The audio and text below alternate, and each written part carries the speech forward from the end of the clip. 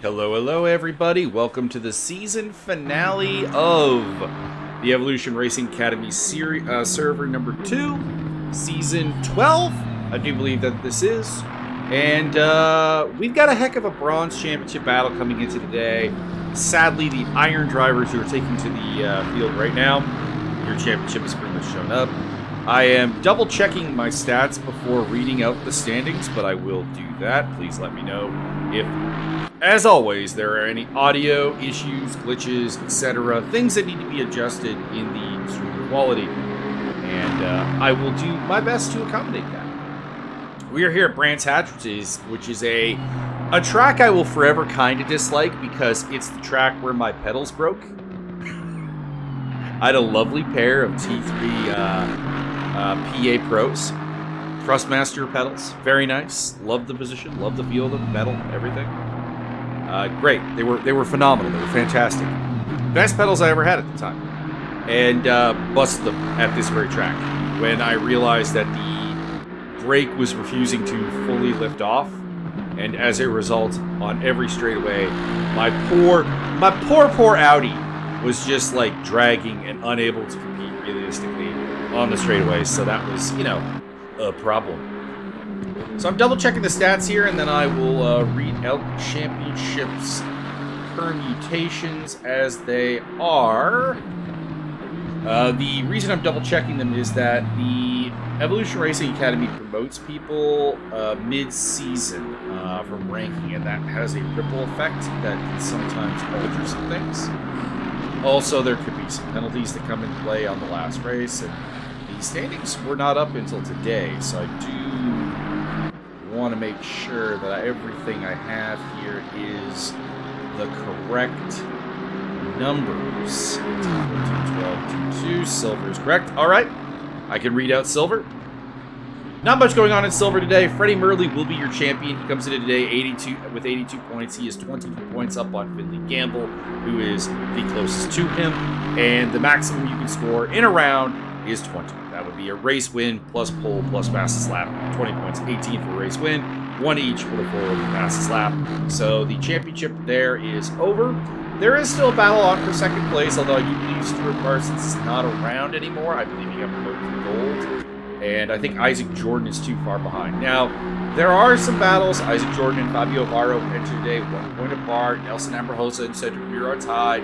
Miles Stone and Lucas Keys are tied. They're only 2 points behind the first two I mentioned. And then even further back to that, you have 4 points further back. You have like Kevin Shepard. So there's a lot of battles to be had. And there's still action to be gone even if the championship is crowned. Now, the interesting one is the bronze category, and I just want to make sure that I've got the right numbers here, and I don't.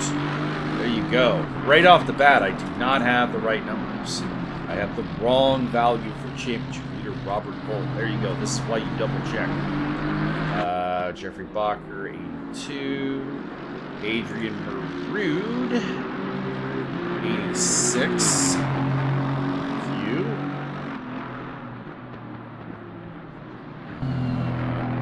Cahill should be on 44. He's on 45.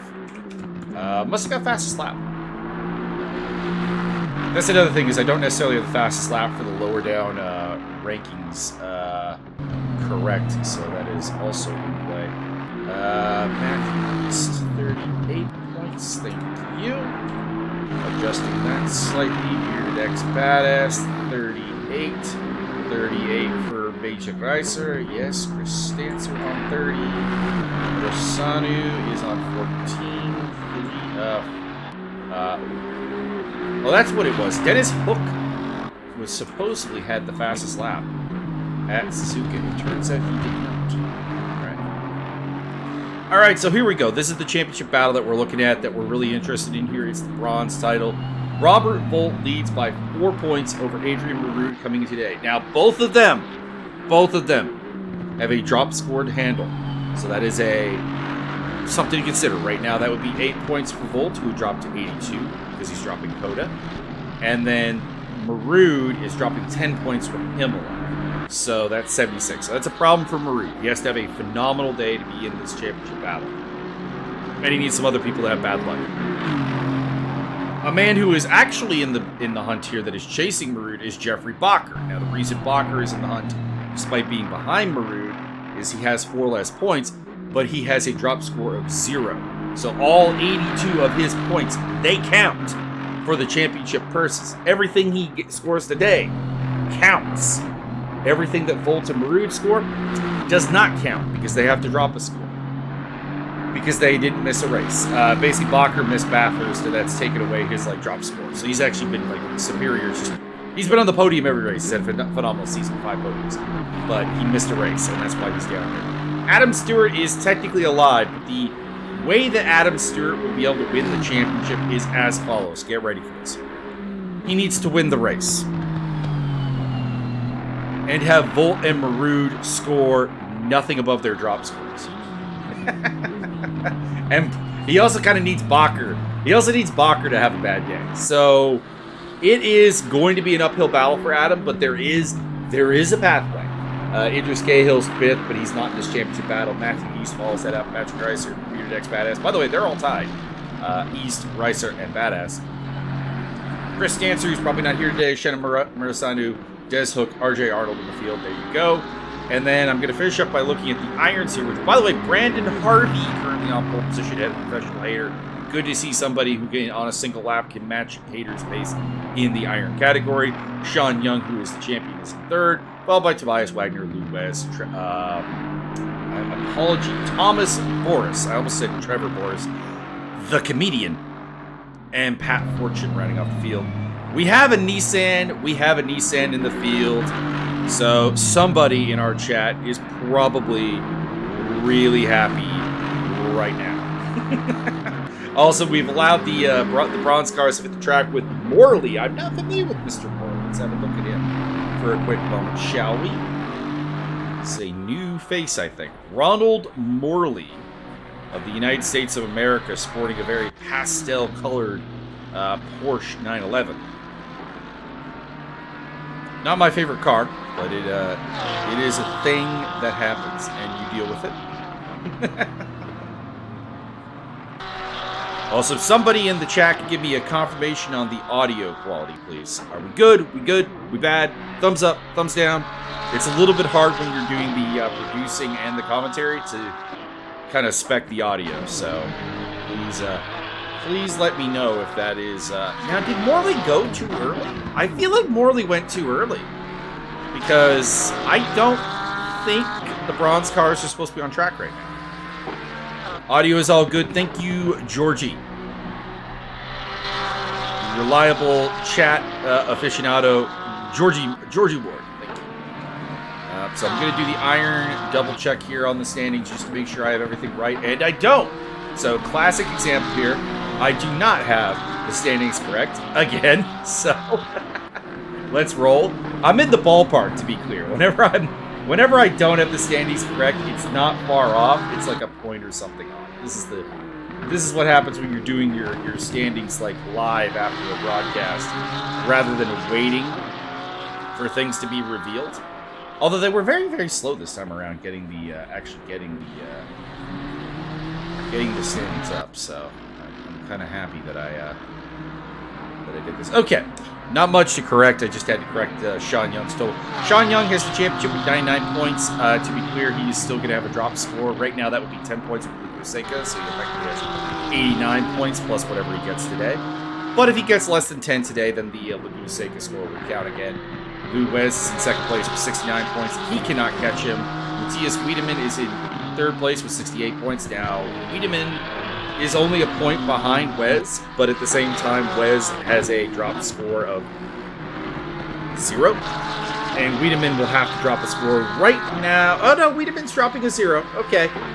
I was going to say, Wiedemann showed up to everything, but he also DNF'd, I think, Bathurst, and that is why that is a 0. So, we got a good scrap going on for 2nd place. Whoever finishes ahead takes it. That's pretty cool. That's good. That's good. Professional Hater is 3rd place with 50 points. He could possibly catch them, but I don't think it's likely. Chris Moss is after that with 44 points. Brandon Harvey with 34, who is currently on the pole position right now. Felix Kramerch is on 16 points. Pat Fortune is on 14 in the Zilla. Ron Action on 10, and then 8 for Tobias Wagner. We have also seen Thomas Boris and Connor McNamee race, but they both have failed to score any points to date. So, go. Who's on a good lap right now? Morley is up a half second. So is Wagner. We'll give Wagner a little attention here. I like the Mercedes. The Mercedes not very popular in this field. You've seen very, very, very few of them, actually. This should put Wagner up in second place. There you go. Tobias Wagner to P2, displacing Sean Young from the front row. Morley's up 8/10. Again, I do wonder if there will be a stewarding action taken against Morley, because I'm pretty certain that Morley is on the track when he's not supposed to. And I don't think I've ever seen that happen, so I don't know how that would be handled. I also haven't given you guys a track map guide, which I guess we could do with Mr. Morley right here as he comes across in 6th place. All right, here we go. So the first turn here is called Paddock Hill Bend. It's pretty challenging, very off kilter. Oh, okay, he's pulling to the side of the road. Darn it!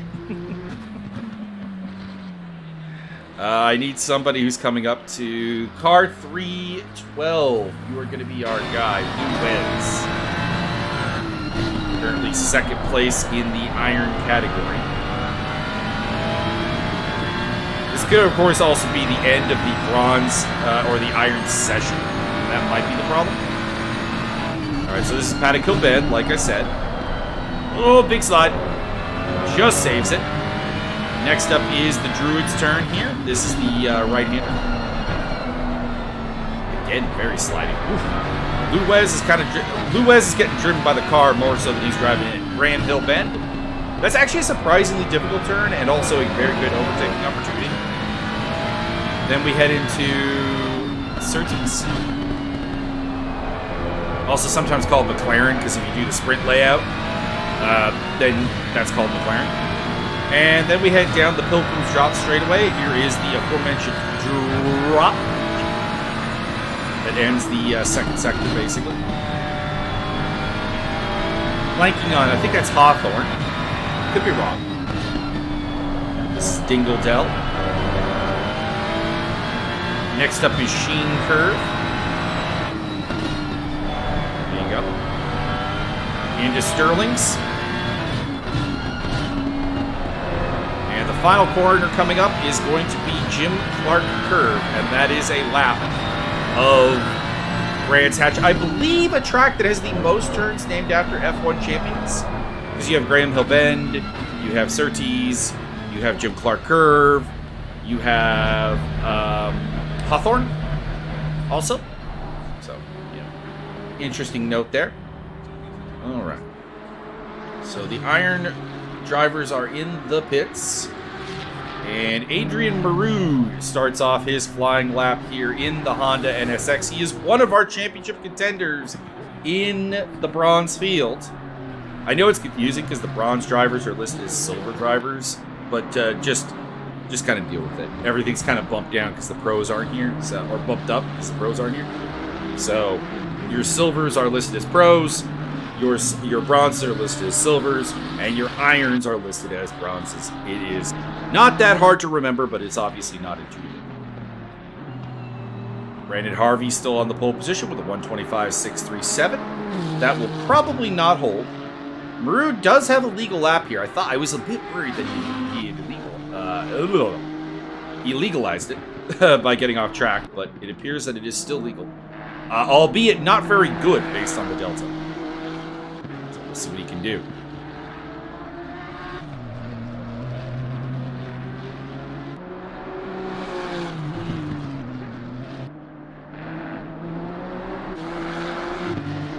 We have 20 cars today, which is a bit of a small field. Unfortunate for the finale, but, you know, sometimes at the finale there are people racing for very, very little.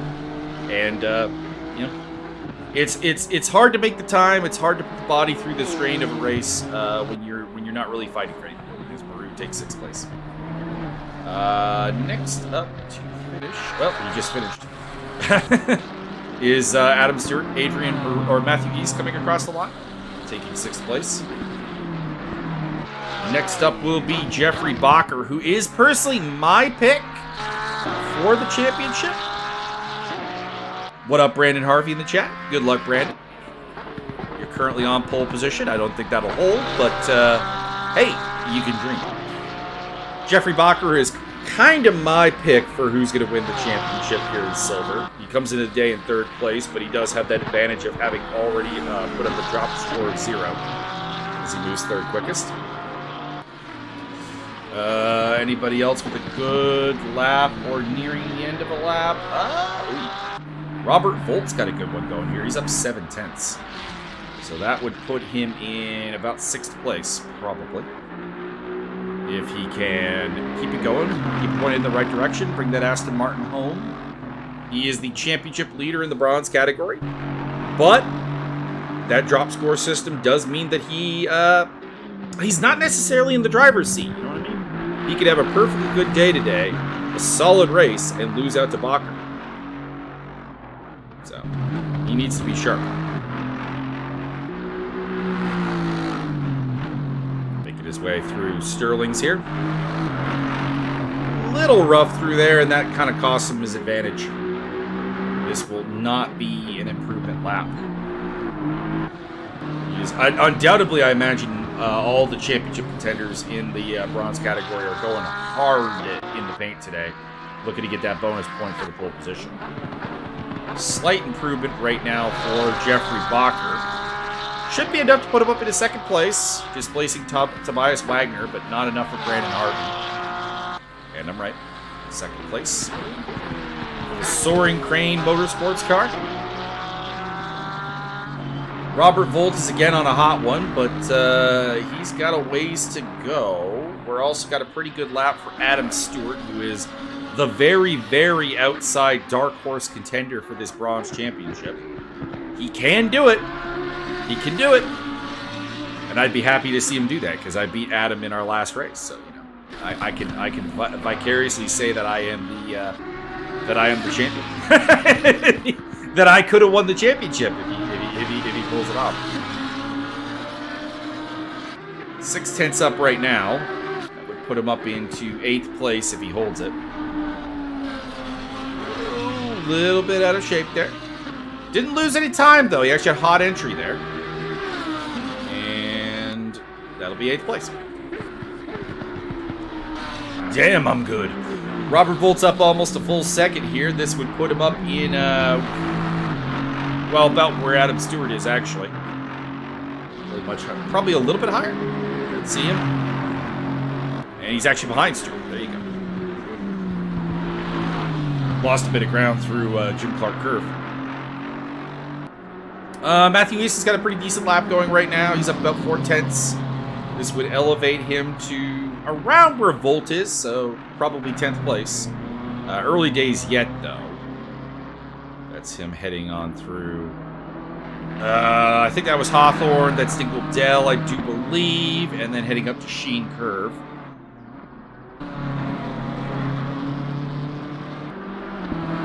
Up 8/10. Wow, okay. This is a good lap. This is a hot one. It's not going to be a pole position lap, but it is going to be... It's going to be top 5-ish. Maybe down a little bit further because top 5 professional... Or maybe down where Hayter is. Maybe like 7th place. Let's see here. Oh, no. He got a fantastic run out of there. And oh my lord, it is going to be 3rd place for Matthew East. Phenomenal lap.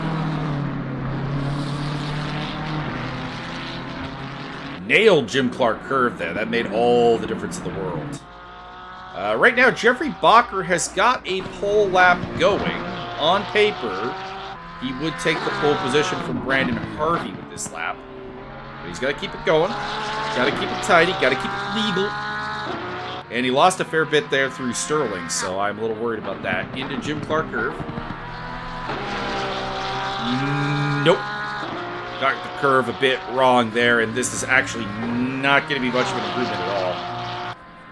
Yeah, he put up about 2 thousandths of a second improvement there. That's not enough to, you know, say the least. Matthew East has got a pole level lap going here. Let's go, Matthew. Matthew showing up and shelling out the BMW here today. Doing fantastic work here. Also currently on a pole lap is Bacher, if he can keep it going. Matthew East is out here trying to throw a wrench in all the Bronze Championship plans. Coming around the Jim Clark curve. This is going to be pole. This is going to be pole by a significant margin. There you go. 0.5 of a second. On to pole. Now, can Jeffrey Bacher snag that pole? Right now, he is not. He has a significant improvement going on here and would displace Harvey on the front row. But he does not have a pole time yet. He's find about 1/10 of a second. Actually, more than that now, as he has a bit of a power slide around Sheen Curve. Through Sterling's we go, heading for Jim Clark Curve. Still second place, but he's losing time. Gains a bit there, a little bit better through Jim Clark Curve there. Not as hot of an entry, but a better mid-sector. And that is second place. Adrian Baroud has he's got an improvement going here, but it's currently still 6th place. So, needs to find more. Idris Cahill's also got a pretty good lap going. We'll pop on to him next. And it's going to be about 1/10 of a second improvement for Baroud, which is not going to move him up at all. Go. Idris Cahill was having a good lap. Apparently made a mistake while I wasn't looking because his gap just shrunk down to less than 10. It is still an improvement right now, but it is not nearly the improvement he was looking for. And as it stands, it would not improve on his 5th place position right now. In fact, it's going to be worse as he has a bad run through Jim Clark Curve.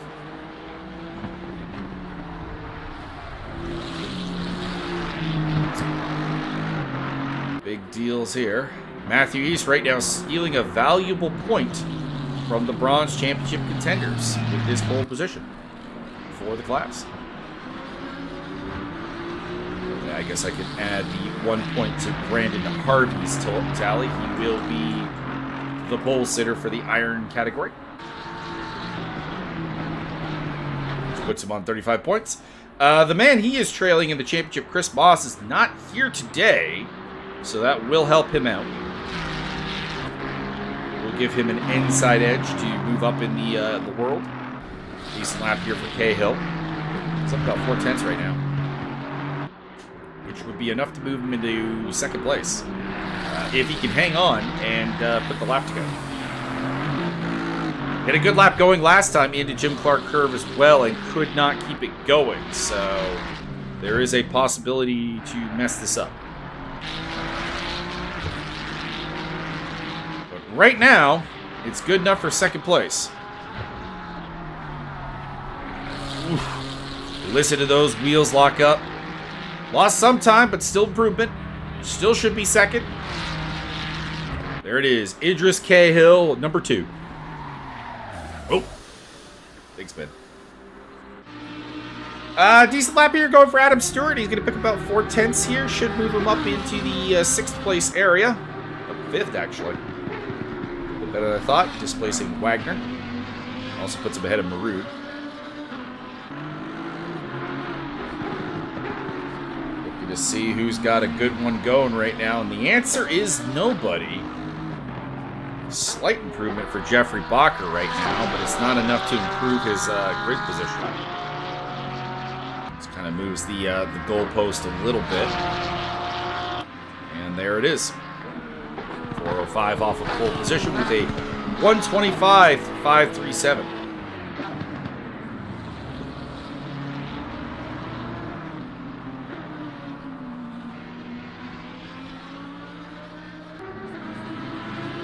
Interesting note, no driver has more than one purple sector. Cahill's fastest in the 1st sector.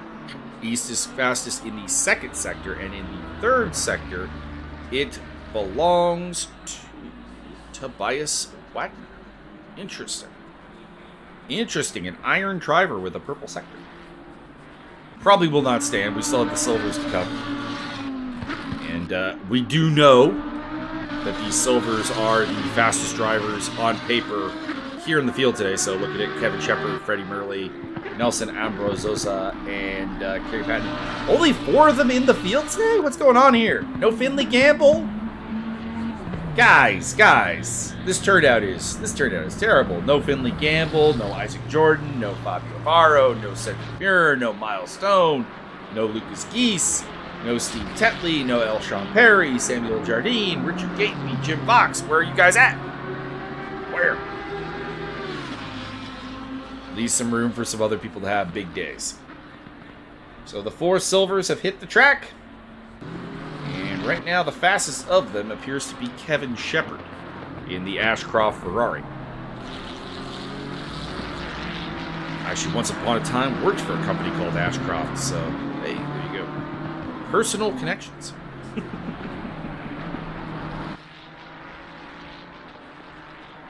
Heading on down the Pilgrim Drop.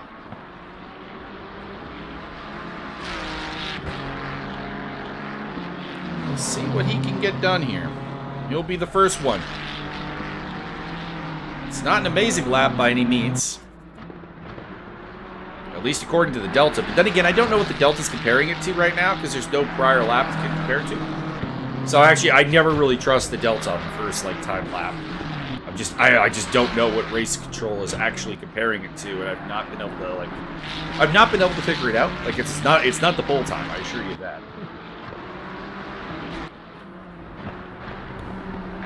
So we'll see. We'll see if he's got a good one going here.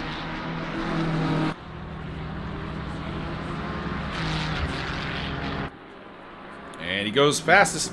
Case in point, it was a red Delta, and there you go. Freddie Murley goes second, or takes the pole position right there. Kerry Patton, not a very good lap. Nelson Ambrozosa not looking, again, according to the Delta, not looking great. But whether that actually is going to be the case or not, I don't know. Because I do not know what that is comparing it to.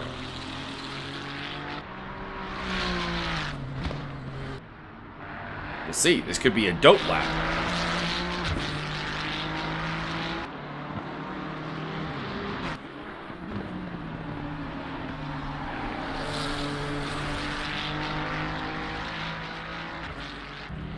Down to the start-finish line here. And that is good enough for 9th place. If you had told me that based on the Delta, I would not have believed you. Kerry Patton is up about 2.5 seconds on his standing lap, but of course, it was not a very good one. By the way, like the new livery, Kerry, if you're watching this later on. Oh, bit of a spin there. I like it. It's very nice looking. Ambrozosa's got an improvement going on right now, but not much of one. It'll pull him within a second of pole position at least, but he'll still be looking at the likes of Bacher and Harvey for grid mates. Maybe Cahill might have a shot at Cahill. He keeps it going. Gap is going in his favor right now.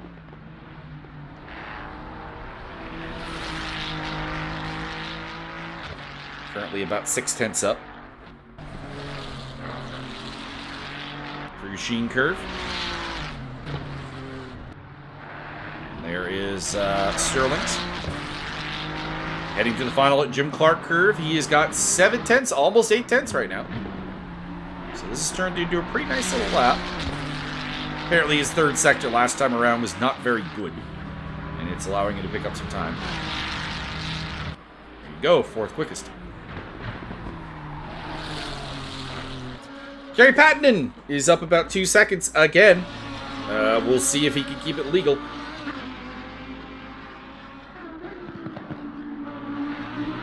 It is still legal. Still going. Heading through Dingle Dell. Or pardon me, that's a Sheen Curve. Then into Sterling's. Got Jim Clark left. Still not a great lap. It's about 1.1 off of pole position right now. We'll see what he can do. Oh, Elshawn Perry is here. All right, we got a 5th silver. Let's go, Perry. And Patton goes 11th quickest for the time being. There is the L. Perry car, the 988, pardon me. McLaren 720S, the stealth bomber, as I call it. Currently on an illegal lap, so she would probably should spend her time a little bit elsewhere. There is your silver champion, Freddie Merle of Norway, driving one of the nicer cars in the field. Although, to be clear, I still prefer Brandon Harvey's Wise Racing car. So, there is that. I've seen a preview of what they're running next season. Looks good. Although I actually think I like this season's a little bit better. Early up about 3/10 right now. Ambrazosa, by the way, is up about 4/10. So he'll move into third place ahead of Matthew East if things keep up as they are. And Patton's got a banger of lap going on, so we'll pick up with him in a bit. As Merle sits a new fastest lap, a 1:24.11 to re-up his pole position. Kerry Patton coming across the line. This will move him into the top 10, into third place. By the way, third place and a second back of pole position. Just wow. Kevin Shepherd and Freddie Merle are in a land of their own right now.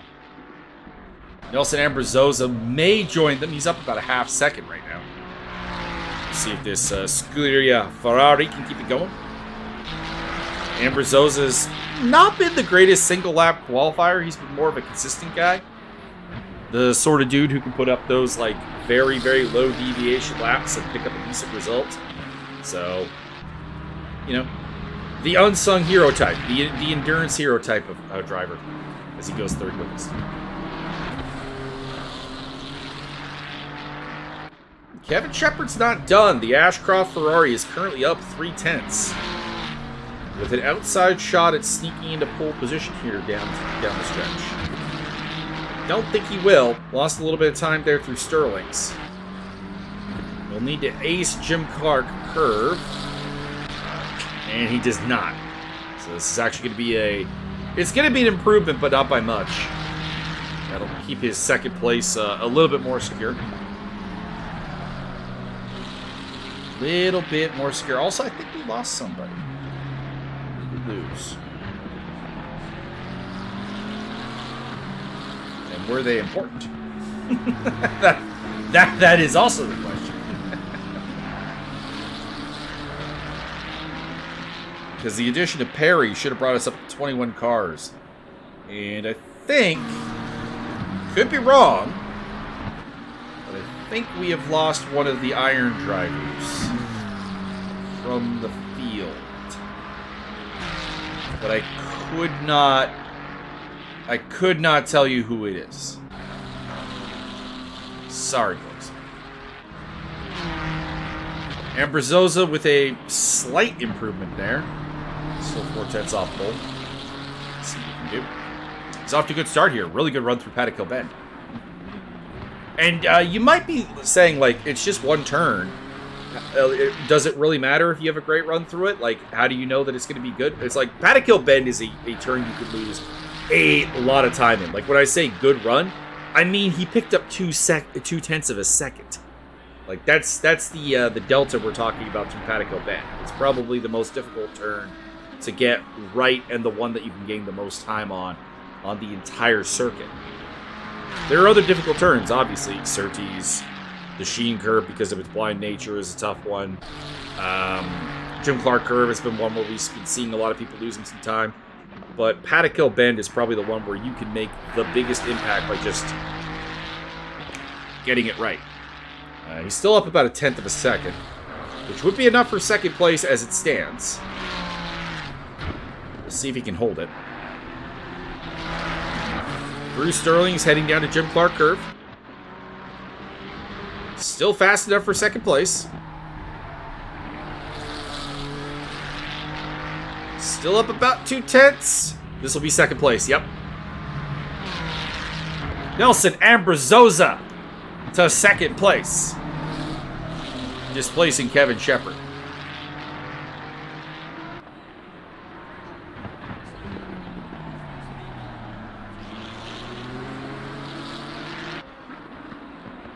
not really anyone putting up a banger right now.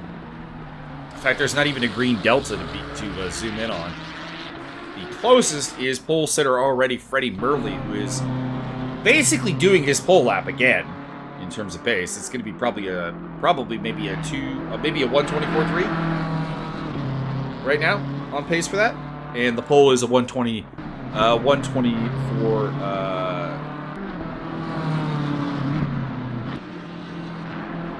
There is a mismatch. Weird. There is a mismatch on the purple lap listed on race control and the one listed on the tower in the game. That is intriguing. And well, it is fixed there. It now matches as Merle puts up a new pole lap. Problem solved.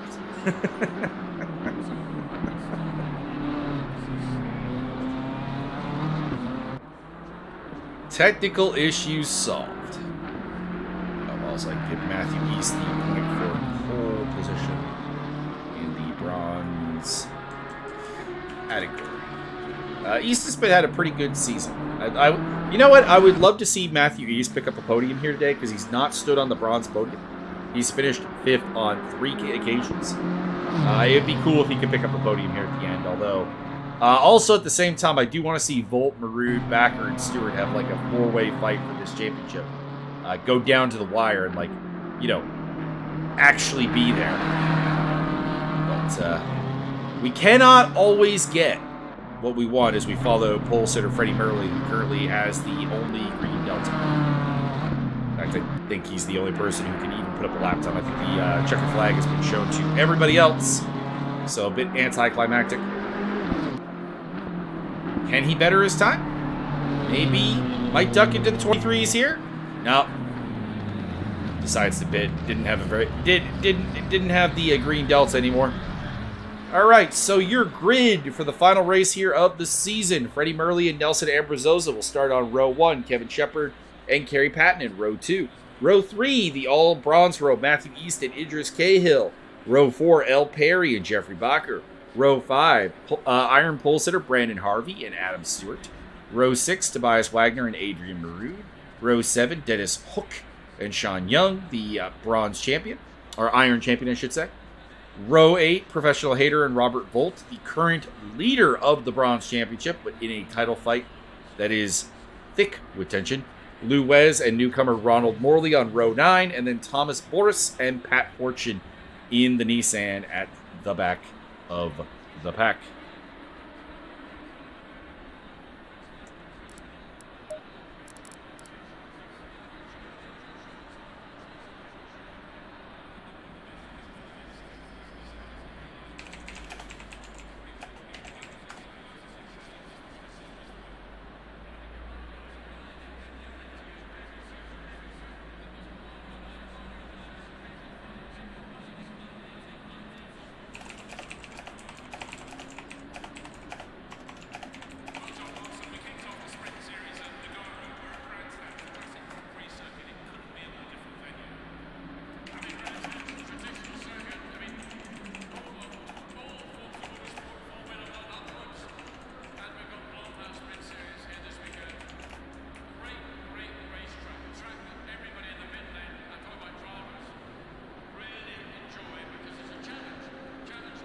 Rob versus Jeff, winner takes all. Not quite the case. Not quite the case. Maroon and Stewart are still possible champions here, although it is going to be hard. It is definitely fair to say that we are looking at Bacher versus no Ron Stop action this week. No Ron Stop action. Well, hang on. Back up. We have Ronald Morley, who's a new racer. Theory here, people. Theory time. Ron Stop action. Ronald Morley. Same guy? Same guy, maybe? What do you think? Maybe. Maybe he took my critique to heart.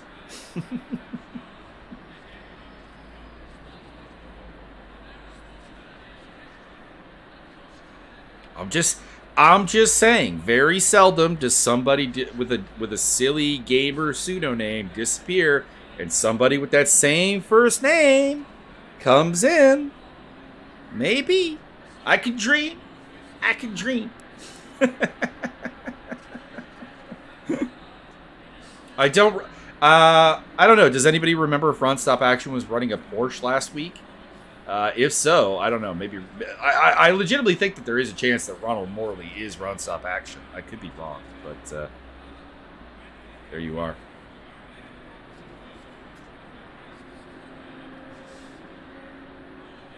Just waiting for the race to get going here, the rolling lap to start, and while we do that, I'm getting a beverage.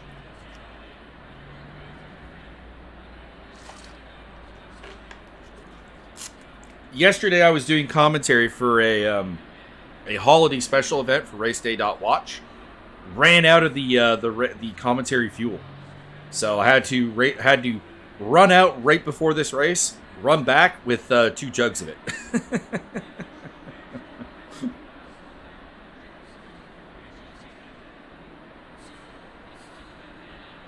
Alrighty.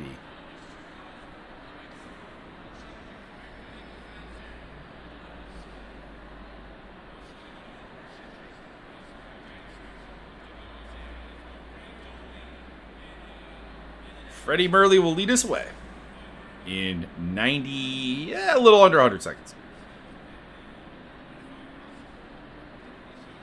Yeah, but it could also be an adjustment. They do adjust. Oh, well, and also, side note here, Morley was out on track with the irons when the irons were supposed to be qualifying. So there is also a possibility that the entry list just has him classified as wrong. So, like, there's a lot. Also, I didn't realize we have 2 pit stops today. 2. Which is a bit weird. It's a 90-minute race, guys. You shouldn't need 2 pit stops. Just take it from an old endurance hand here. If you can't get 45 minutes on a set of tires, you got problems, and you might want to adapt your driving style. Just gonna say. If your max is like 30 minutes, there's a problem. I'm not saying Ronald Morley and Ron Stop Action are the same guy. I'm just saying it's a possibility. We'll follow Adrian Maroon because he's in the middle of the pack and he is a championship contender in the bronze category. So, let's see what he can do in the Rebel Alliance car. Or Rogue Squadron? I don't know. Is that Rebel Alliance or is that Rogue Squadron? I'm pretty sure it's Rebel Alliance.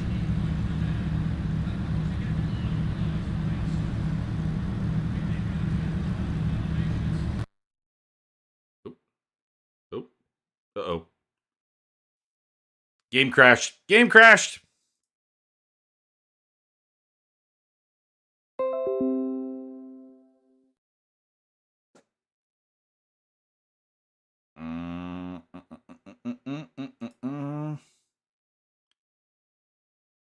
I will be back in momentarily.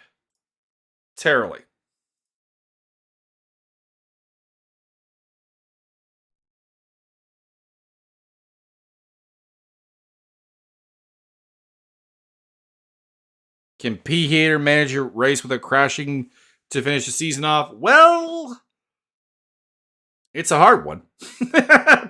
Professional Hater does have a tendency to be a little crash happy. He does look a little bit slow today, so maybe he's going for the non-result based just get it to the end approach today. Maybe that's the case. Getting back in. Actually, to be clear though, like good time to have if the game is going to crash on you, that was not a bad time. Okay. So I just need to get the race control back up here, and we'll be good to go. So connecting the race control. There we go. We are with Dennis Hook at the moment. We can fix that though. I said we were going to follow Maroon, and I am a man of my word in this regard. Okay. Hopefully, we don't get another crash. What? sometimes the technique is a problem. Sometimes the technical aspects are a problem. Also, not basic HUD. Broadcast HUD. Who's that behind Maroon? Is that... That's not who it's supposed to be. That's supposed to be Sean Young. It's a Ferrari making its way through the field, maybe.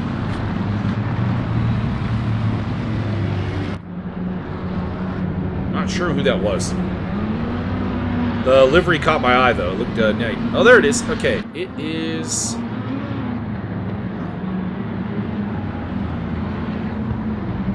Young's out of position, I think. Young should be on the inside. I think that's Dennis Hook.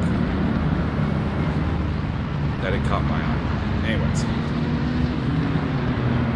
Because Young should be starting in 13th place, and I believe right now he's in the 14th spot. But, green light. Here we go. It is green here at Brands Hatch for the season finale here. 90 minutes around this sprint track. They head through Paddock Hill Bend for the first time in anger. And everybody gets through fairly okay. Green flag still out. Well, one of the Aston Martins in the background. That is Professional Hater getting bumped around and spun by one of the McLarens there. That was... I'm not sure who that McLaren was. Possibly Trevor Boris. But I would also say that he kind of took himself out of that one there. I can't really fault Boris. Freddie Murley leads the way. He started this race on pole position, and he is still out in front. Kevin Shepherd in second place, followed by Kerry Pattinen, who is under pressure from Nelson Ambrozosa. Ambrozosa started in second. He's had a rough start. Idris Cahill leads the way for the bronzes. He is ahead of Matthew East, the pole sitter. After East comes El Perry, and then championship contenders Jeffrey Bacher and Adam Stewart in 8th and 9th place. Brandon Harvey rounding off the top 10. He is the top iron driver. Tobias Wagner, Thomas Boris also off to a good start. Adrian Marute, 13th. Robert Bolt, 14th. Sean Young, Professional Hater. Dennis Hook, Ronald Moore, Pat Fortune, and Lou Wes.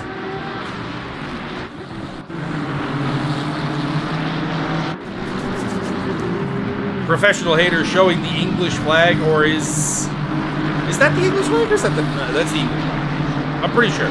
Somebody off up ahead, that is Tobias Wagner, recovering from an off a Jim Clark curve, and dropping through the field. Side-by-side action, Robert Bolt versus Adrian Marute.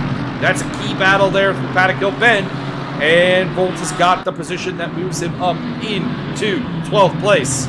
And amongst the bronzes, that moves him into 5th place. Marute down to 6th. Contact between Marute and Professional Hater. No! Marute is off. The championship is just getting that much harder for the Honda NSX driver.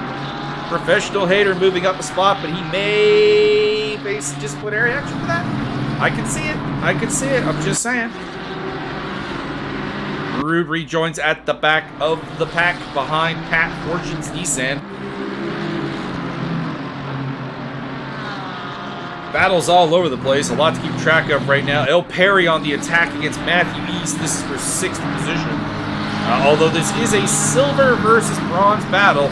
And right in behind them is Jeffrey Bacher. Matthew East getting away actually a fair bit there. Good job by Matthew East. Brandon Harvey in the mix, as well as Adam Stewart as well. And actually on the back end of that is Boris, is having a phenomenal race right now. Started pretty near the back of the pack and is up in 11th place. Doing a great job in that McLaren, although he was part of the contact with Professional Hater earlier.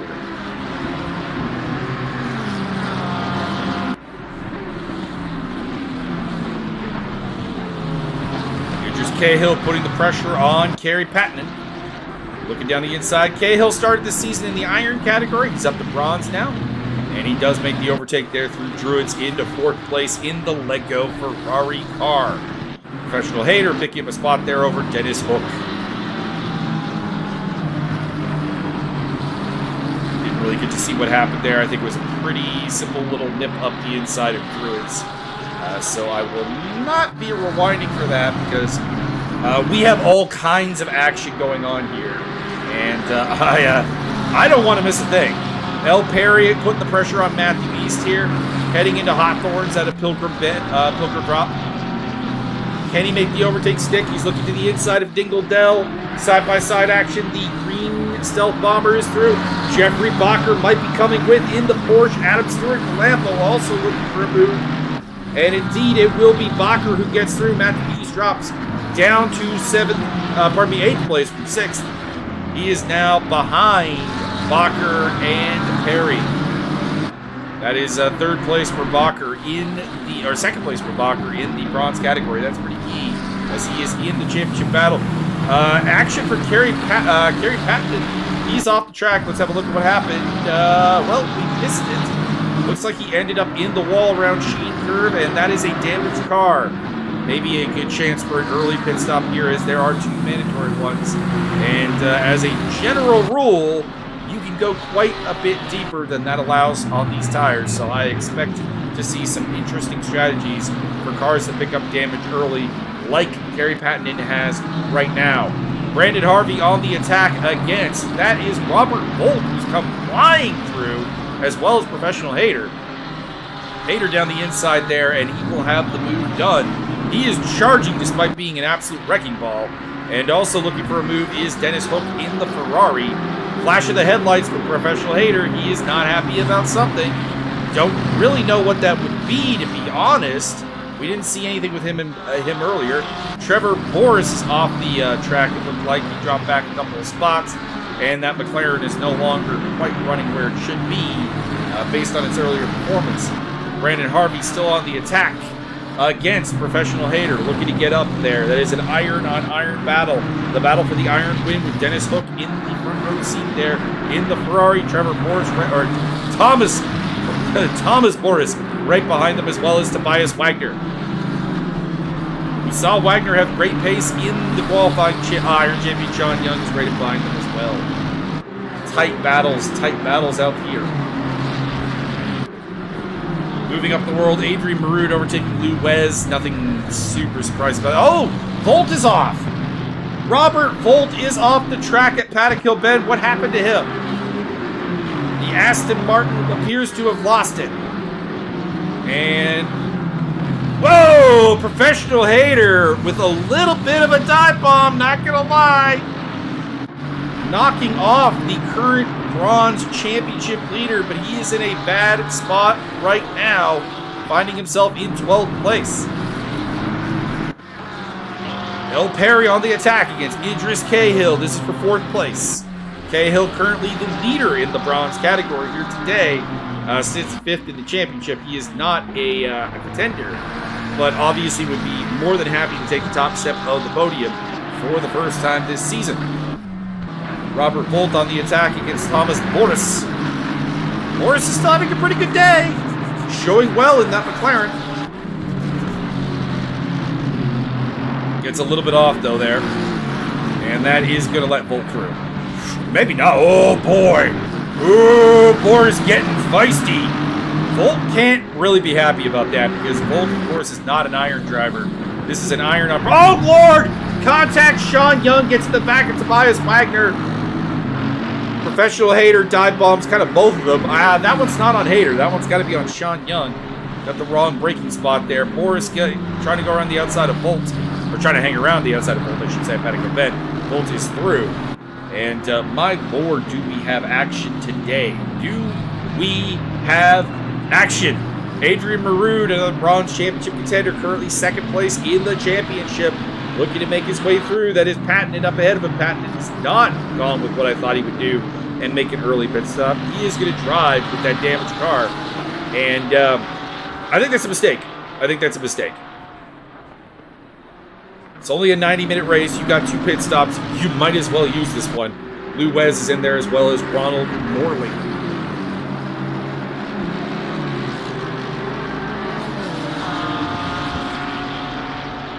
Whoa. Oh, Marud. Marud. This is too aggressive, Adrian. This is too aggressive. It's gonna end in tears. That's my prediction. That is my prediction right now. Professional Hater on the tail of Thomas Boris. There is a white flag. Oh, contact, and he spins Boris. He spins Boris. Professional Hater is a wrecking ball today. Oh my lord. The stewarding office was very, very quiet after Suzuka. I don't think that's going to be the case this time. Oh boy. Jeffrey Bacher has taken the bronze lead, overtaking Idris Cahill, so the championship contender has hit the front of the bronze pack. Professional Hater in the pits, Pattinen in the pits. I think Pattinen should have been in the pits like 2 laps ago. Honestly, I think that is the case. We'll see what wonder why Hater's in. He didn't look like he was actually damaged. But to be clear, I do wonder if Hater maybe would be better off just getting out there in clean air and just run. Just actually race, because his racecraft today is it's no bueno. I mean, the chat was joking about Professional Hater not being able to get through a race without contact. We're 6 laps in, and he has like a half dozen incidents to his game right now. It is quite bad. Let's see here, the 92 car. Let me look at my 992 car.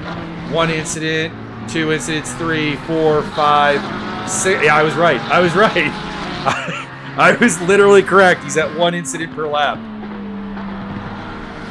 And these are not small incidents. These are pretty big.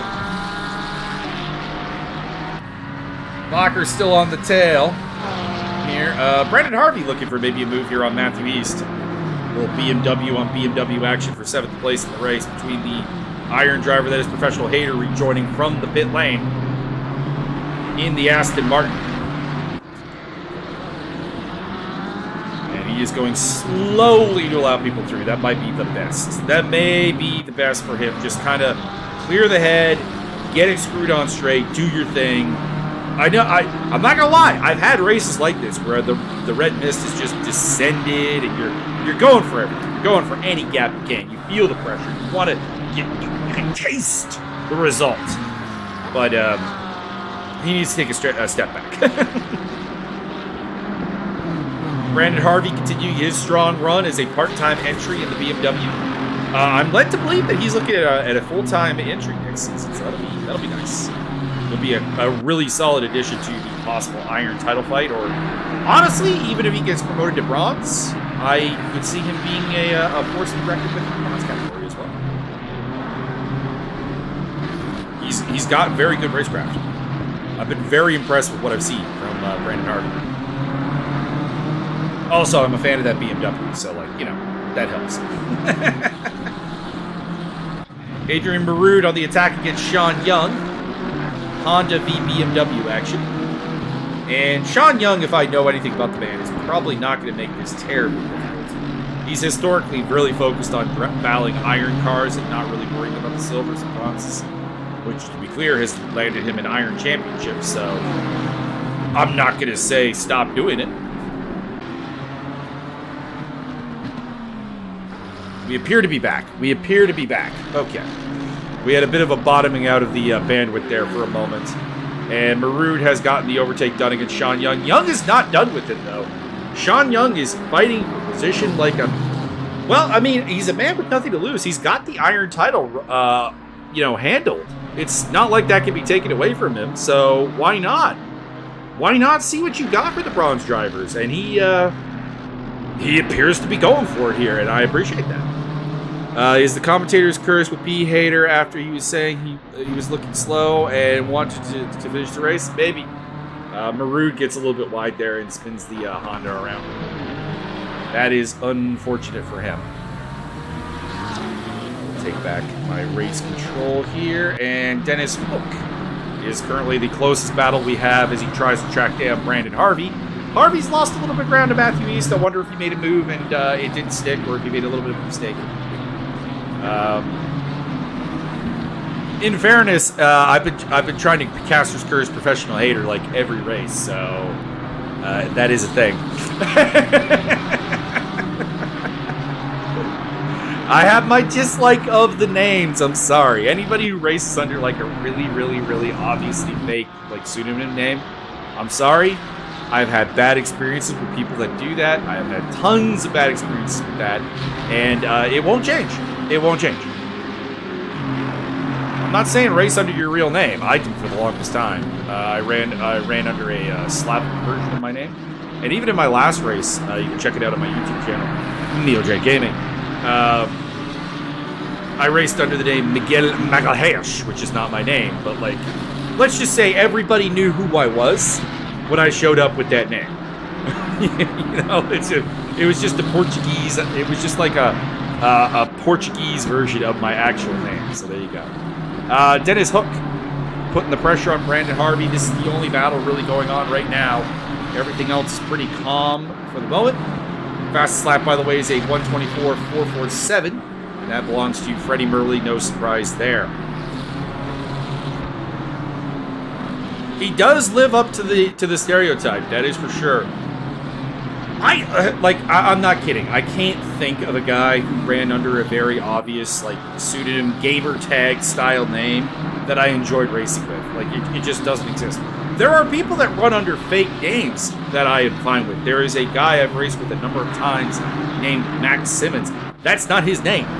He's like a 14-year-old. He wasn't going to use his real name. I respect that. I understand that. But, you know, Max Simmons is a name. I don't know how to explain it. It just it signifies a level of seriousness, I guess, that you just do not get with a professional hater or Dive Bomb or Ron Stop Action or I'm trying to think of other like lovely ones I've seen over the years. Payne Stiller. That one was terrible. He was a horrible driver. Fun guy. Like, you know, good dude, but like terrible driver. There are exceptions. There was a guy named Pace Pusher in one of my earlier series. He was fine. He was cool. Would highly recommend. But like, here's the thing.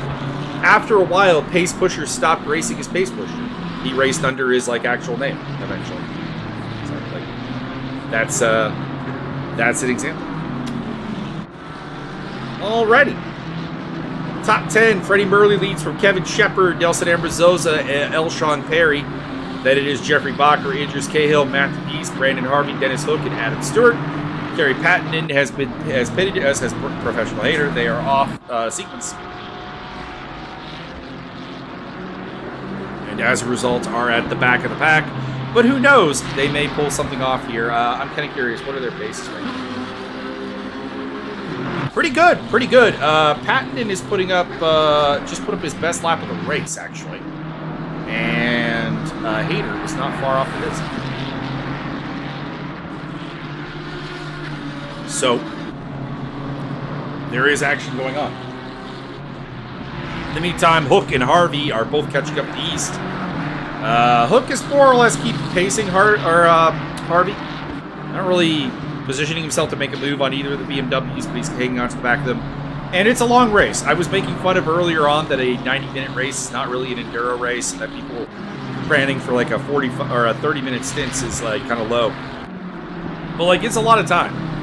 Like, if you compare this to like every other round this season, like, we have more time left in this race than the entire race length of like the Coda race and the Suzuka race. So, you know, there is something to be found here. Here's a question, and maybe someone in chat has the answer, and I don't. Is this a double point race, or is this a modified point race? Because I am unaware if it is. Hang on, I am going to pull up last season's championship, and maybe I can spot a different point system. Maybe I can.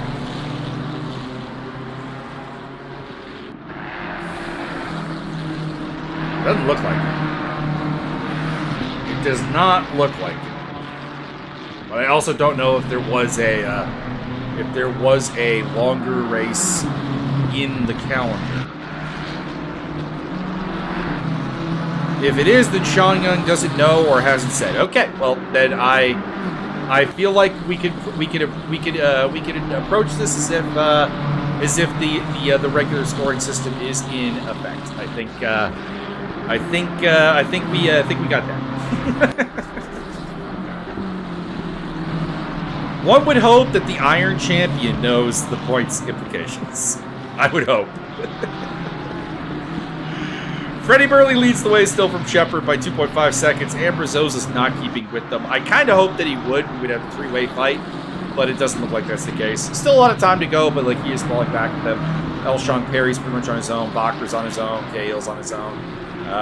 Really, the only battle we got going on is this one that we are watching right now, the Battle of East versus Harvey with Hook sort of in the mix. We'll see. As it stands, hang on, let's do some championship calculations, shall we? All right, right now, Bakker is on 18 points. Hook is on 12. Well, she doesn't matter. Stewart's on 10. Stewart would not win the title as it stands. Volt is on 8. And Marud is on 6. The champion, as it stands, would be Jeffrey Bakker. He would have 100 points, and he would have the W by 10 points over Volt. And Marud, and then Stewart, then Marud. That's what we're looking at right now. We'll see.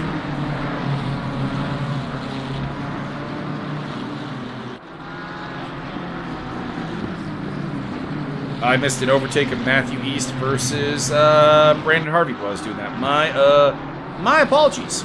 It was on the screen though, so at least the audience got to enjoy it. Robert Volt, by the way, is catching up to Adam Stewart. He would like to change that what I just said about this title currently going to Jeffrey Bakker, and overtaking Adam Stewart is step 1 in that plan. See what he can do. He's got Hayter behind him, but that is a lapped car in the case of Hayter. Although, I'm not going to lie, I would be nervous if I was in that position. I would be a little nervous the way Professional Hayter is driving today, but it's been a while. Hayter's got 9 laps without catching my attention, so there is that at least. Kevin Shepard just lost position. What happened there? Didn't go back far enough. If I were to guess, I think he's made a mistake at either Sheen Curve or Sterling's.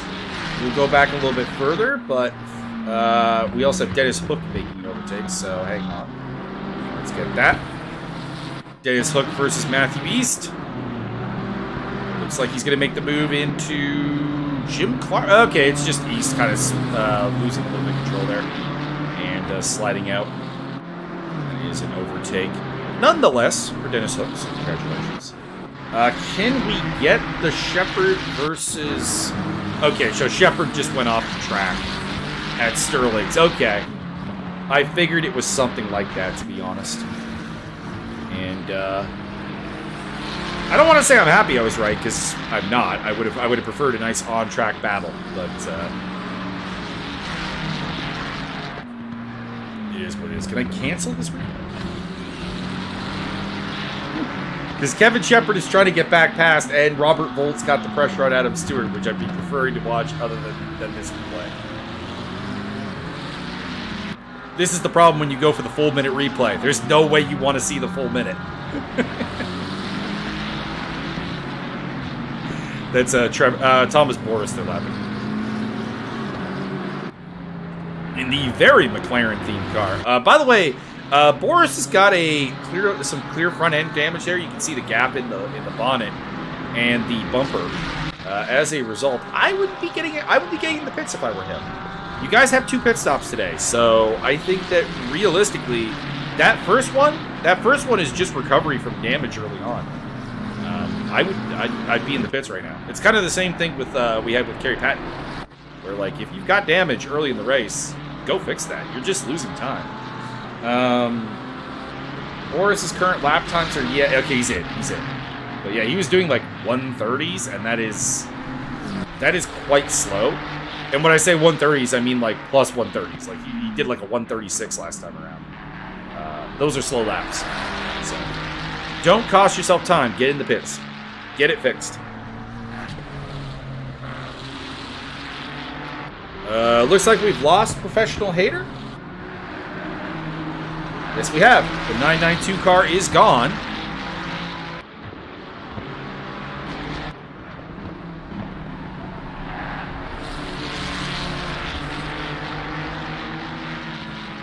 Kevin Shepard still putting the pressure on. Adam Stewart has lost a spot. Oh boy. Championship contenders Adam Stewart and Robert Volt have maybe had it coming together. Oh boy. That's Hater going through. So how is he gone? No, Hater's still here. We've lost somebody else. We've lost somebody from the race, and I'm not 100% clear who. Oh, Adam Stewart off again. Oh no. Adam. Oh boy. You were a dark horse in this championship to begin with, and that's not helping. Tobias Wagner, you say? Oh, you're right. Good eye. Good eye, Matthias. Matthias, why aren't you here today?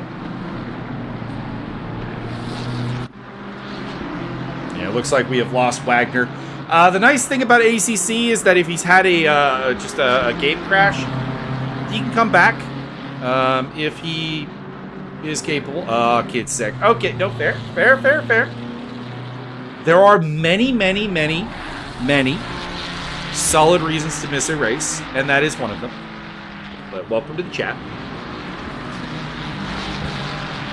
I will miss having your livery out there, though. I'm a big fan. So yeah, it is indeed Wagner that we have lost. So hopefully the Mercedes can fire it back up, figure out whatever's going on, hardware failure, game failure, internet failure, real life aggro. These are all on the table. Oh no! Adam Stewart! Adam Stewart has been disqualified. He's been shown the black flag. His championship hopes are over. Oh, no. Adam. The man who brought me to this gig.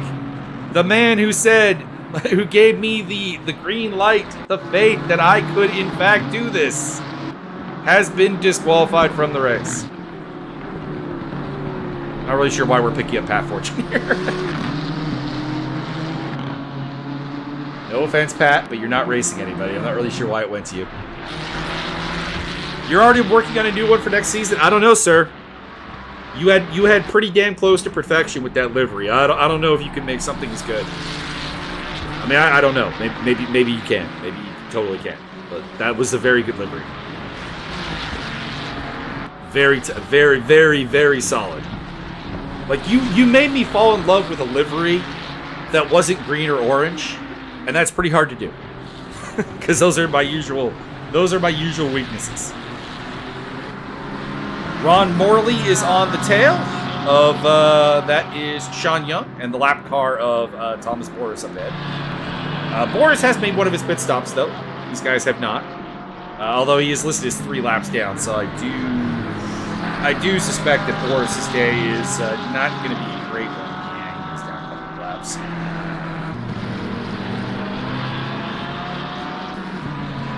We'll see. Plenty of time. Still got more than an hour to go. Woohoo! Hard battle going on here for second. So Freddie Murley might be having his own way at the front, but at least we got Ambrazosa versus Shepard for second place. They are battling it out for top Ferrari honors.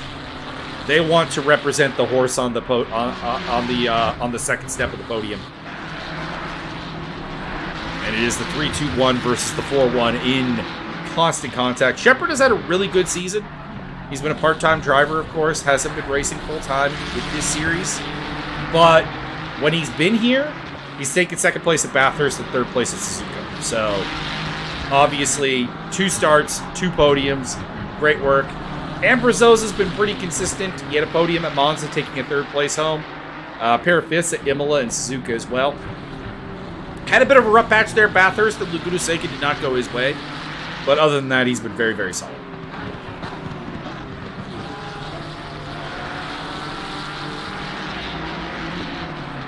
And both of these guys are going for their best result of the season if they can get that second place. For Shepard, it would be a tie with his second place that he already has on the board from Bathurst. For Ambrazosa, it would be his, well, actually third place would also tie for his best. So, we'll see. Adam Stewart says, thought I was in first gear, I was in second gear, and didn't engage the auto pit limiter. That's why I do manual pit limiting. That is why I take the question out of the automatic hands. But I also know that obviously the number of buttons you have on your steering wheel, in general, the base, the wheel, etc., is obviously going to limit that as to what you can do. But that is what I do. It is my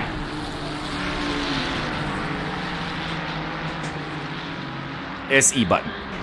that is my pit limiter. Pat Fortune in the pits for his first pit stop.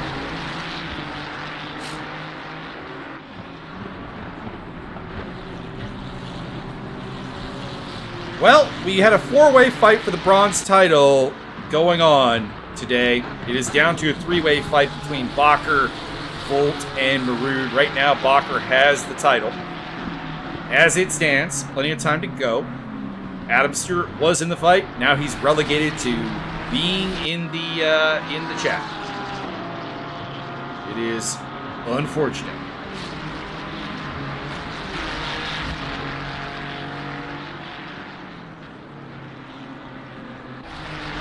Lou Wes catching up to or he's recently been overtaken by Maroon.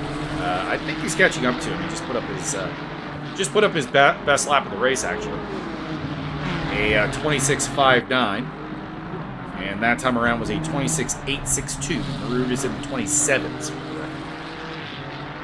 So indeed, Wes is catching up to him. Lou Wes, second place in the iron category. No chance at winning the championship. He's just trying to, well, one, not do that, but two, keep up with taking second place. Ron Morley's in the pit lane. Adam, can you Adam? We have two questions actually. If you could lend some insight on this? Number one, this is a longer race than the prior races. Is it a different point system or is it the same point system? That's one. And two, is Ron Morley and Ron Stop Action the same driver? All in your court. Maybe don't know.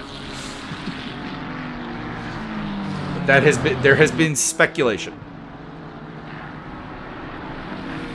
on both of those topics.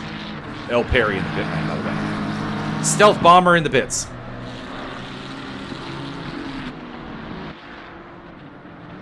Kevin Shepard still giving taste to Nelson Ambrazosa. They have caught up to... that is Idris Cahill and Sean Young.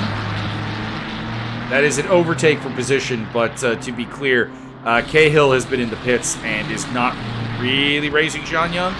Young has still got two pit stops to go. Cahill is a pit stop ahead of him, so not really much of a air quotes battle, but probably Young just kind of getting out of the way more or less. We know Sean Young is a very judicious driver, and I appreciate that. He has all the makings of a good endurance driver. If anyone wants to pass along that message to Sean Young. Knows when to fight, knows when to fold it. Young is in the pits, as well as Lou Wes. For their first pit stop. Honestly, I would be tempted to go a full hour before pitting. Just because he was just about to run out of fuel. Oh boy, that would be bad. that would fail the endurance driver check because to be clear, one of the biggest assets in an endurance driver in sim racing is the ability to know exactly what your fuel load is like. Not running out of fuel is key. I'll be driving in a 24-hour race coming up, and I don't know if I'm going to stream it. I don't know if I'm going to record. Well, no, I'm not going to stream it. I never stream endurance races because it takes bandwidth up that the computer obviously. Like, I don't want to disconnect mid-race because I'm streaming. That's not what I want to do. but I may record it, and we'll see what happens. 0.3 liters left. That is close. That is too close. That is too close. Adrian Maroon's in the pit lane. Blue flag being shown to the Nissan of Pat Fortune. Does get out of the way, but I think that was a little bit clumsy. I would have done that a little bit earlier. But I know Pat. I'm pretty sure Pat is fairly new to sim racing, or at least like taking it seriously. So we will not judge too harshly.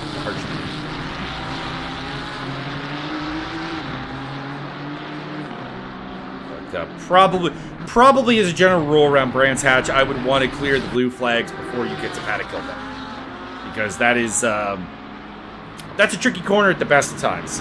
Forget when you're doing some things. El Perry has overtaken Robert Volt. I would rewind, but I'm pretty sure Volt just let him through.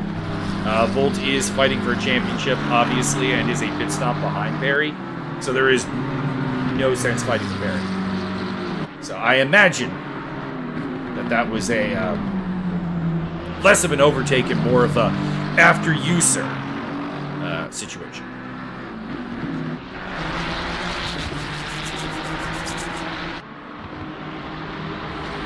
Kevin Shepherd still on the tail of Nelson Ambrazosa after Shepherd had a spin at Sheen Curve and as well as Sterling's that put him behind the red Ferrari. They are in a fierce battle with one another. There's really no winning upside. They are 16.2 seconds behind race leader Freddie Merlin. As it stands, they're running a little bit faster than Merlin. Looks like Merlin made a mistake this lap. Oh, inside of Druids. And that is second place for Kevin Shepherd. Ambrazosa not giving up. Gets the inside on Graham Hill. They head down to Surtees. This is still not settled. But I think Shepherd has got that one. Ambrazosa is not going to throw it up the inside. Brandon Harvey into the pit. The Iron Glass leader.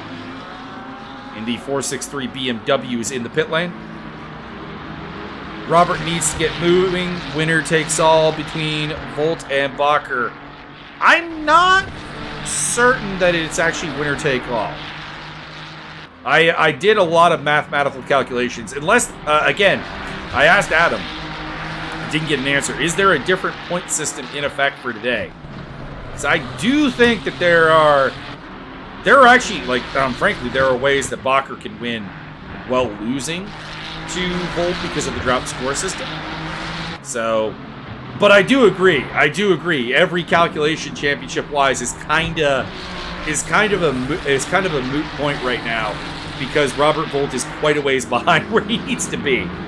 As Kevin Shepherd makes a mistake in Jim Clark Curve and Nelson Ambrazosa is through again into second place and the top BMW. Brandon Harvey has rejoined the race in behind Robert Volt's, behind Idris Cahill. The in-game tower was just off there.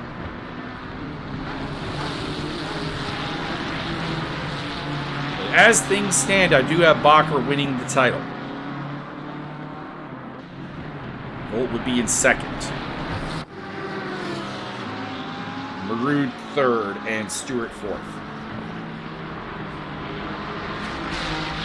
I'm afraid Stewart will be finishing fourth regardless because he has been disqualified from today's race. Matthew East is in the pit lane. He's not in the championship battle, but that 42 car is currently, along with the 911 of Dennis Hook, kind of playing a big role, and the 205 of Idris Cahill, as to who's going to win this title, because they are all battling with the championship contenders. Continue to follow this battle for second place, because it is the only hot spot on the track. Kevin Shepherd versus Nelson Ambrazosa.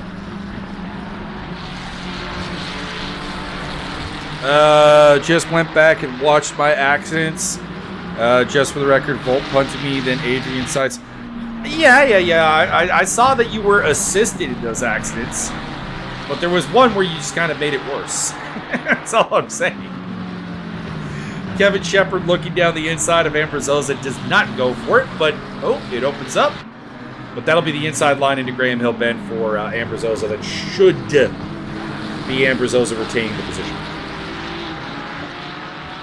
They're coming up to Thomas Boris to put a lap on him.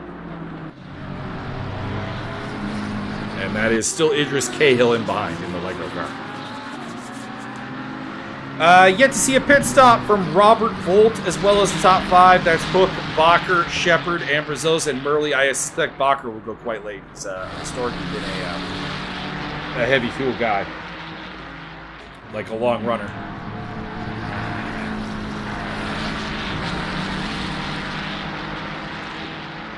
Ooh, a little bit of heartburn there. Do not eat spicy foods before you stream. It is a bad idea. I have violated my own rules.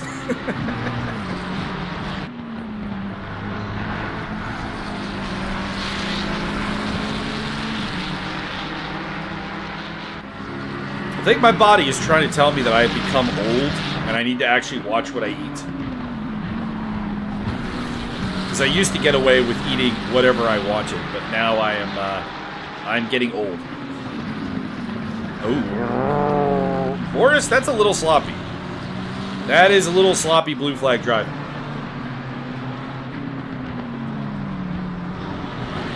Oh, it's making things very nervous for Ambrazosa. He really needs to get past here. We are coming up to Pilgrim's Drop. This should be cleared. Idris Cahill overtaking kind of for no reason Shepard there. He's just going to have to get that back under blue flag. But I do get it. There was a bit of a chaotic situation. And he probably was just pathing to avoid any kind of contact with the cars. More so than like looking to make an overtake of any kind. Dennis Hook is in the pits. In the 911. By the way, shame on a 911 car for running as a Ferrari. Unacceptable. That is a Porsche number, ladies and gentlemen. It is not allowed. I'm not kidding on that, actually. I've been in series that have banned the 911 being assigned to anything that's not a Porsche. Cahill appears to be kind of racing with these guys. As long as he doesn't make contact or do anything against the rules, he's not breaking any rules right now.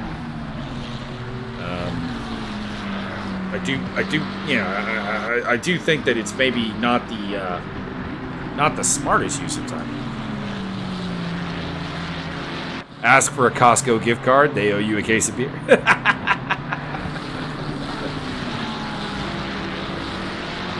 Who's getting their beer at Costco?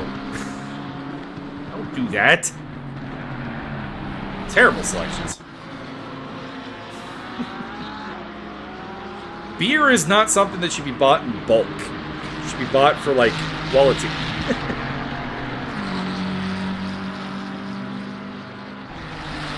So, yet to pit, we have Murley, Ambrazosa, Shepard, Bakker, and Volt. Volt is also historically a really late runner.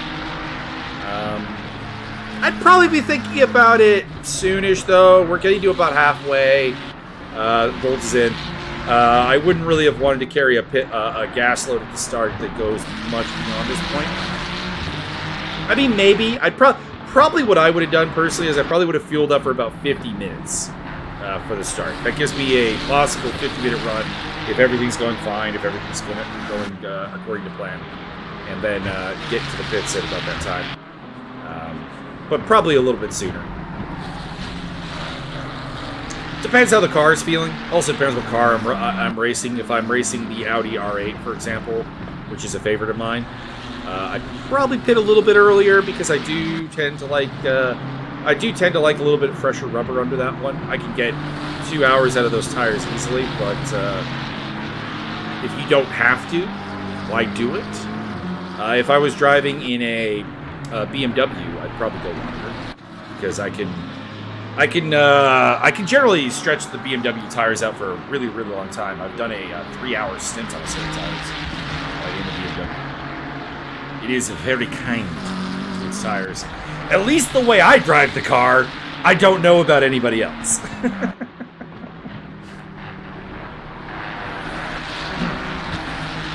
I remember an endurance teammate of mine actually ruining a BMW's tires at under an hour, but he's also a bit of a special case. Pick up Sean Young as he's catching up to Ron Morley here. This is a battle for position, although it is iron versus bronze. Morley in 14th, Young in 15th place here today. We also have a battle kicking off between Adrian Maru and Lez, which will pop in with shortly. There we go. Marud in the Honda tracking down the Ferrari of Luez again for position, but bronze versus iron. So we'll see how spirited Wes's defense is. Wes's main concern right now should be catching up with Professional Hater. Not really do. Oh, speaking of Professional Hater, that is him in the wall. Never mind. Not really much of a primary goal now for Wes. He's a little bit too far behind to be thinking about getting up to Brandon Harvey, but maybe.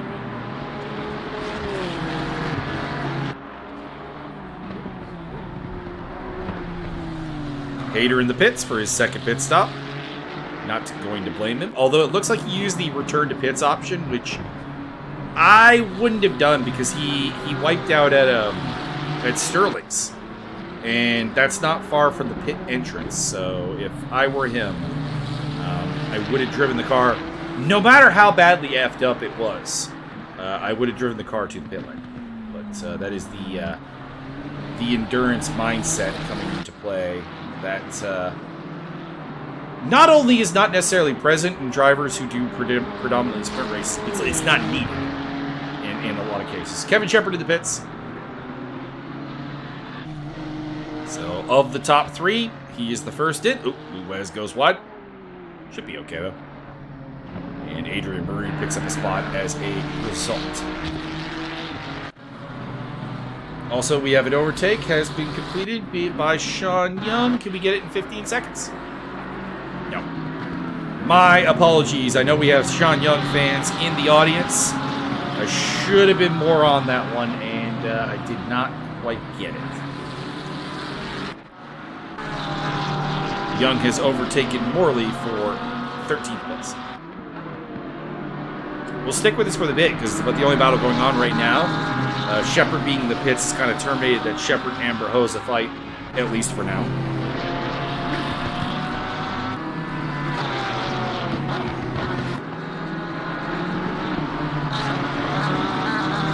El Perry is on the back of Shepherd. That's just coming out of the pits, though. If I'm Shepherd, well, no, because Shepherd did pit, so yeah, okay, that is interesting. That is properly for position. I was thinking Perry wasn't really in this fight, but it looks like he is now. So we'll see. Freddie Murley's in the pits. Shouldn't be too much drama. Ambrosio will take the lead, and he'll probably come out ahead of Bacher. What's the pit delta here? Yeah, it's a pretty short pit delta. The long end appears to be, well, there's a couple of people who pitted for like significant damage and everything, but it looks like an under 1 minute pit stop is not impossible, to say the least. Has Ader done all of his pit stops now? Yes, he has. You can see the green bar next to the 992 number plate. That is how you know that somebody does not have to pit for the remainder of the race. That being said, I've been talking about how you can easily do an hour stint on a set of tires. I've been talking about that. But at the risk of being rude, at the risk of being a bully, I don't know how much I would bet on Professional Hater to be able to do 42 minutes. I don't know. I don't know. How good those odds are that a 42-minute stint is totally within Hater's abilities. Dennis Hook appears to have spun off. So just kind of lost it. If I'm not mistaken, that's coming out of Hawthorne's.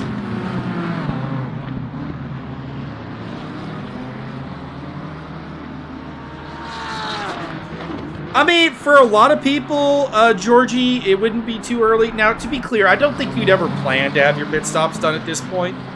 Like, it's not a great idea. There's not a lot of, like, tactical value on the matter. Dennis Hook is in. Like, anytime you're finishing up your pit stops this early, it's because you were forced into pit stops, i.e. by damage or by other circumstances. Possibly, like, you know, real-life aggro. We call it wife aggro, usually. For example, one of my endurance teammates did, in fact, have to pit once because he got a shoe thrown at him. Matthew East is not happy with Thomas Boris. And I can't say that I really blame him. Boris's blue flag behavior has been a little bit, let's use the word sloppy. And that would be something to clean up. Not casting stones. I myself have had some bad blue flag behavior, but Boris's blue flag behavior has been a little bit. I have not read into your guys' blue flag like rulings, but in most communities I've been in, it's a bit much. Like there was that kind of like outside hard defensive door shut he did at Druids on somebody. That would be, for example, I think something that is a little bit. I will take bribes to throw shoes at Sean if needed. Well, don't throw things. If you're gonna get bribed, just like, you know, you get bribed to, like, you know, yell at him. Because if you throw things, you might hit something that actually gets damaged. We don't want that. Somebody was off the track there. It was a BMW that was pointed the wrong way. It looked like it might have been Murley. Or Harvey. Harvey's lost a spot. Yeah, okay, it was Brandon Harvey. Brandon Harvey rejoins. Still leading the iron category. Still having a very solid day. Looks like he made a mistake at the Graham Hill Bend.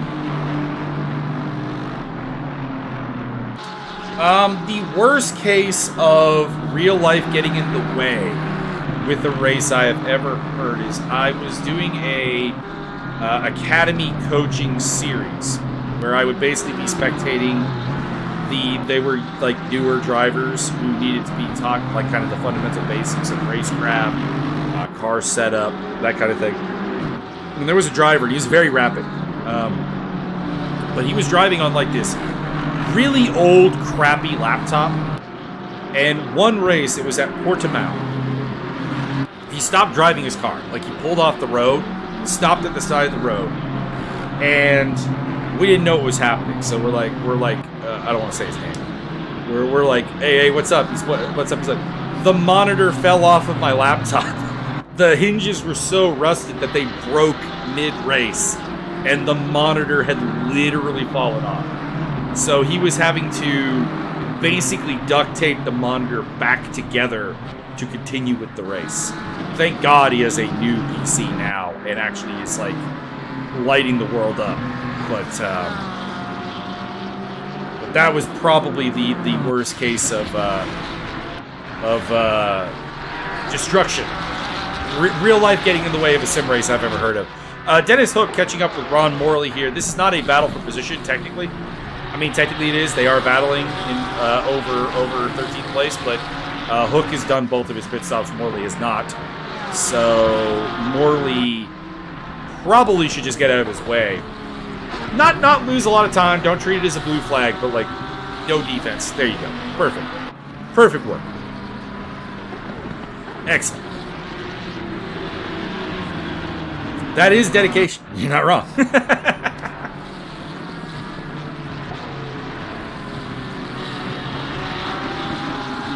Or, well, okay, actually, the greatest example of dedication I've ever heard from sim racing is there was a pair of twin sisters that were in a community I was in. And their story was that the one's boyfriend was living with her and was a sim racer. Didn't know him. He wasn't an associate, wasn't a member of the community or anything. Broke up with her, cheated on her, and left his sim rig behind at the apartment. And so she decided that she was going to learn to sim race. As, like, vengeance.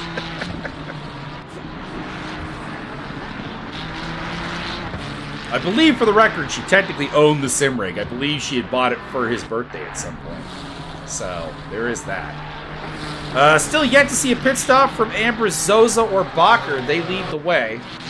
I do think that they've gone too long. Like, we're at 35 minutes left in the race, guys. You should probably get the pits.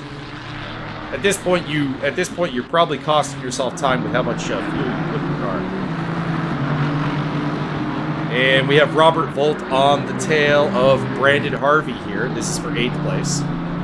Pretty important.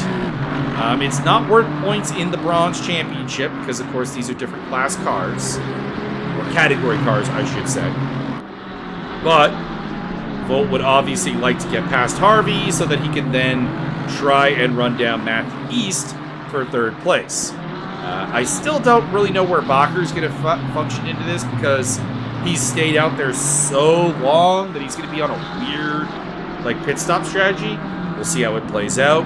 Maybe it's going to work. To be clear, it might work just because he was ahead anyways. But we'll find out. But if I was Amber, Zoza, or Bacher, I would be getting in the pits right now. I would probably have already been in the pits, honestly. I think I said earlier I would have aimed for 50 minutes as the max limit of a run in a 90-minute race with 2 pit stops.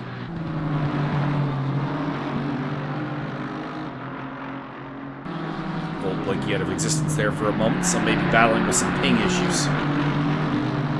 This is the only battle we have going on right now, and it is very relevant to the only championship fight that we have going on right now, which is the battle between Volt, Bacher, and over the bronze title. Idris Cahill is in for his final pit stop, or his final required pit stop, I should say. You never know what's going to happen in the race. He may have to pit again. Still have 2 drivers who have yet to pit, which is stunning. Don't get me wrong, I was crapping on the guys who went a little bit too early, but by the same standards, you guys are going a little too late. I have equal opportunity about talking about this. How much fuel did you guys put on board? This is a bit nuts. I know you can save time in the pits by not fueling or by not refueling. I get that. I understand that, but I would have at least set up for 1 refueling pit stop. Maybe the 3rd one, maybe the 2nd pit stop I wouldn't have done refueling, but would have for sure done it for one of them.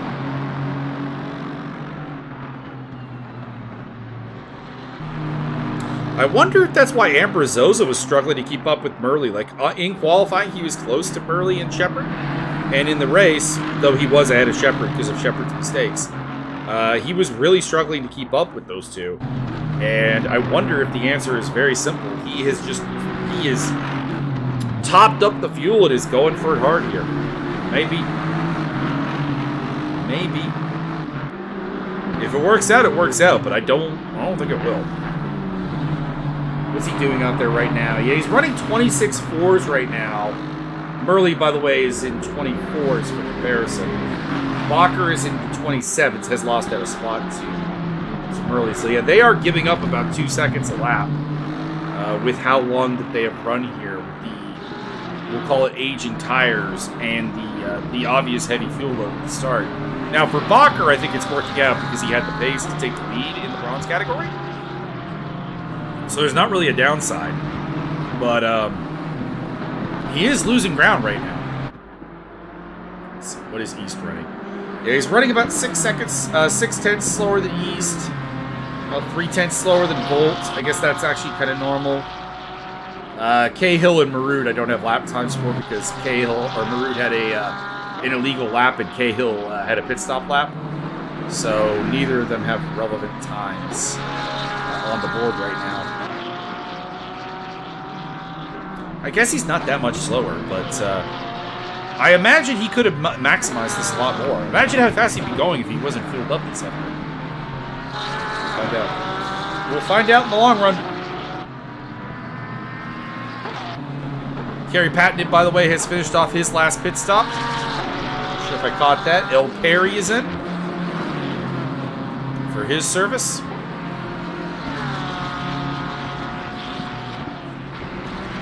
I feel like this is maybe a little earlier than I'd be aiming for my last pit stop. I'd probably be looking at about 20 minutes left and sprint. But, not bad. It also depends on how the track is developing.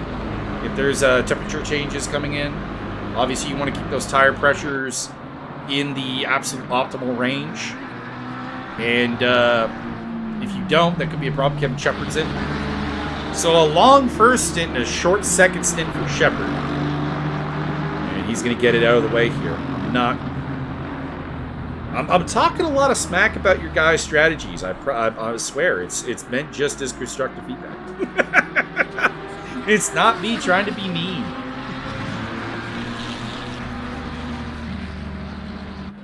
Professional Hater with his fastest lap of the race, a 25.27, which is not bad. What is that? What is that in comparison to the other iron? That's the fastest iron lap of the race, actually. Bingo bango. Professional Hater showing the pace once again. Lou Wes with Adrian Maroon side by side, heading through Pilgrim's Drop. That's Boris up ahead of him. And Wes does not make that terribly difficult for Maroon. And the Honda is through into 9th place. Probably will eventually be behind Cahill, though. Volt is in. Robert Volt going with the short second stint. Is in the pit stop now. Still no sign of Ambrazosa or Bacher going into the pits. And how's Ambrazosa doing compared to Shepard? Well, Shepard just went for pits. He knows that's going to ruin it. I don't know. I don't know.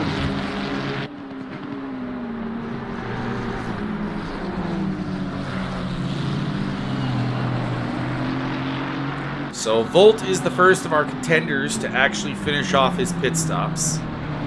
We still need to see 2 from Bacher and 1 from Maroon.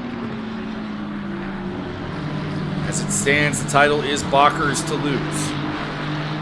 He's gone off strategy, but it is working.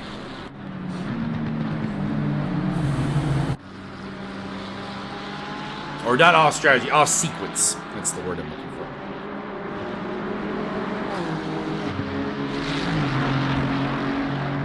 That is Professional Hater behind Idris Cahill. That is not a battle for position, but, pardon me, behind Lou Wes. But, well, Hater is driving like it is. And we'll see what he does. If I were Wes, I might think about a pit stop. I might think about that last pit stop.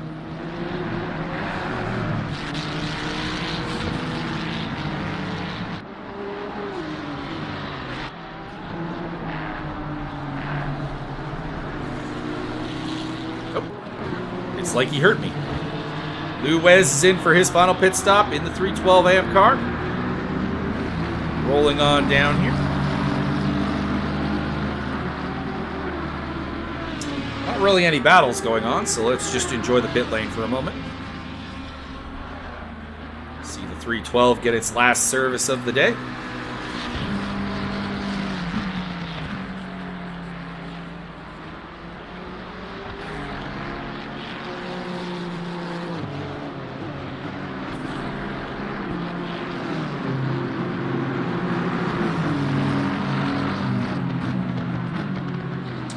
Who's got the bronze fastest lap? That would be a question. And I believe Idris Cahill is the answer. He has a 25.26 up there as it stands. So Idris Cahill would have that bonus point as it stands. 26 minutes to go. And of course, with the 2 pit stop 90-minute format, it wouldn't surprise me if the fastest laps of the race come in the third stint. It would not surprise me, because that would probably be light fuel, relatively fresh tires, I would imagine.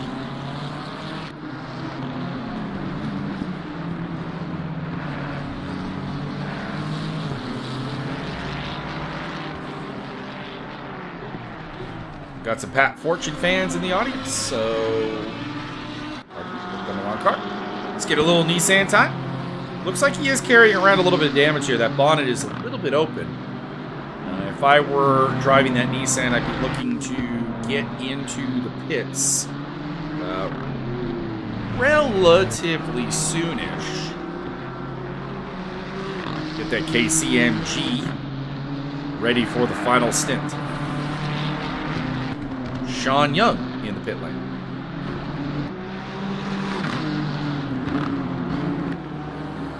Got a yellow flag out there. That is for... There's a pink car. I believe it is Ron Morley that is off. Let's see. Pit stop? Nope. Gonna go around for another one. I do like that Nissan. It's a lovely, lovely car. It is not in favor with the BOP, and it will never be in favor with the BOP, frankly. But it is a lovely, lovely car. Morley in for his final stop. The 815 Porsche. Also, that is, I want to say that was Boris looking at it in and out of existence. Hopefully his connection is fine. Still no sign of a pit stop from race leader Nelson Ambrazosa, who is going with the super long first run here. It isn't a double points race to confirm. All right. I was working under the assumption it was not. It is nice to have that confirmation.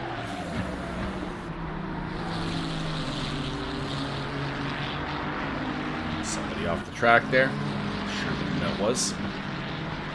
Yellow car, probably Lou Wez. Yes. It was a yellow Ferrari.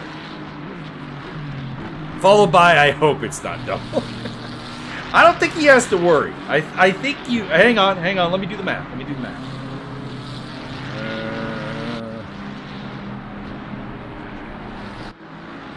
Yeah, I think he's good.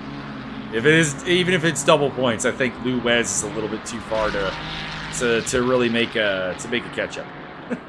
I think Sean's good.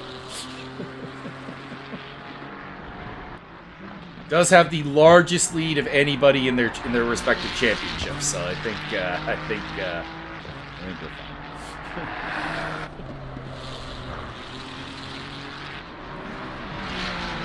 The other community I do commentary for does do points based on race length, so that's why I'm asking. I know some communities do double points or 1.5 points or whatever the case may be for a long race. Pat Fortune in for his last pit stop. I'm just waiting for Ambrazosa or Bacher has pitted.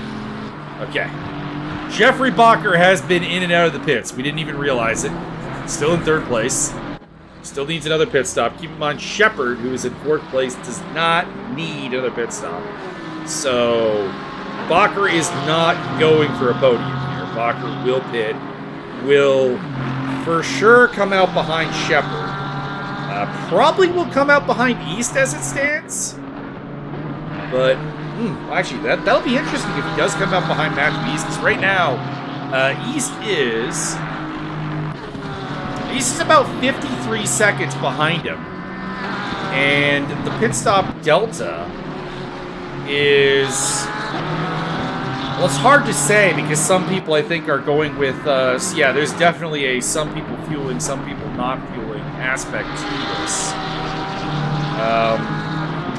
So it depends. Bacher's previous pit stop was 33 seconds, which makes me think he took on 0 fuel. Now, he still might not fuel for the final pit stop. Might do it again. Might have put 90 minutes of fuel in the car. Which can be done. That is Sean Young in behind. That is a lapped car.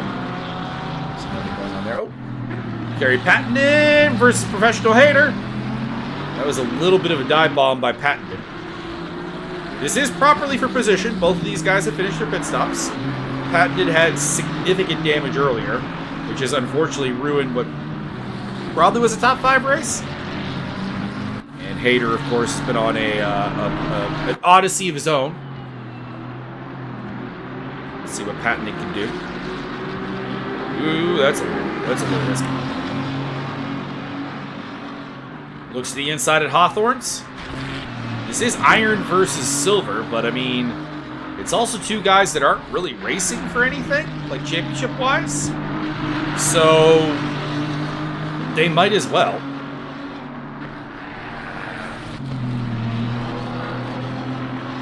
But yeah, we've heard from, I think, 3 drivers in the grid today that it is not double points, so I feel like if there is an alternate point strategy or point system in play, it's been hidden.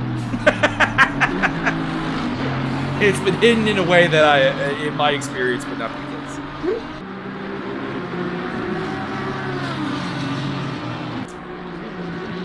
Picking up a spot over Idris Cahill. What has happened with Cahill? Looking for the left, rejoining, spinning again. Wasn't near anybody, so I assume probably a self-inflicted mistake by Cahill. Freddie Murley, who is effectively the leader of this race, coming through. He is 19 seconds behind Ambrazosa, but Ambrazosa has to make 2 pit stops. Murley only has to make 1. So that is not really on as a battle. Murley's got this. It would take a considerable mistake by Murley. We still need pit stops from Murley, Bacher, East, Harvey, and Maru.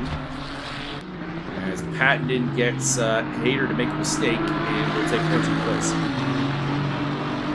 And 2 pit stops from race leader Nelson Ambrazosa.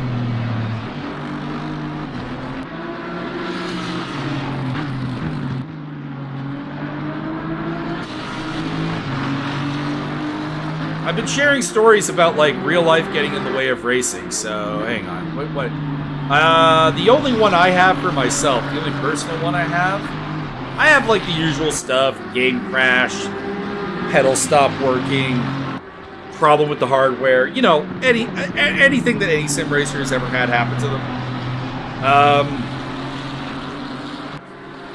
I guess the only 2 interesting ones I have is back with my first wheel, it had a broken clamp, and it would not clamp to my desk properly.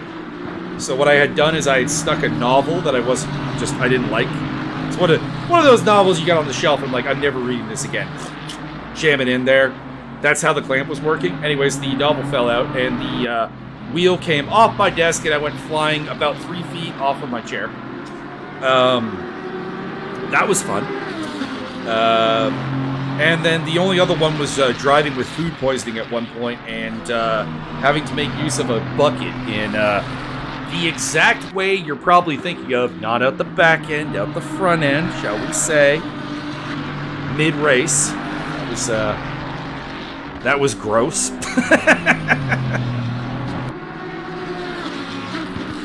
At this point, I'm just trying to show off like some guys who have not had a lot of spotlight today, for better or worse.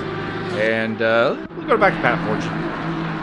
Running around at the back of the pack, but to be clear, I think running around at the back of the pack is one of the hardest things to do, because it's really, really easy to get discouraged. Your body is telling you, let's not do this anymore. It's not like a standard video game where like you're having a relatively easy physical time. Sim racing can be quite difficult. Anyone who's got, you know, a little bit of a damaged knee or damaged back, or in my case, it's my calves, can attest that sim racing around and having really nothing to gain by doing so is incredibly hard to keep mentally focused for. And to that end, I would like to applaud Pat Fortune for being out here still, doing the damn thing, running in 18th place, and doing okay. Doing pretty okay, honestly. We haven't seen a tremendous amount of problems. Matthew East is in the pits. This is his final pit stop for the number 42 car. Currently second in the bronze category. Will I think for sure get overtaken by Adrian Marud. The question really will be, can he come out ahead of Dennis Hook? Hook is the number 911. Oh, that was a good stuff. He'll easily come out ahead of Hook. Hook's not even at the not even at Sterling's. Come on, don't really need that map. Easily rejoins behind Marud. Marud still has to stop. So East looking pretty good right now. Pretty good. Ambrazosa, would you get in the pits? Nelson, please. Sean C came out of position during a race, I think maybe two races ago, and I had to try to push it back into Williams Racing. Well, we appreciate you helping.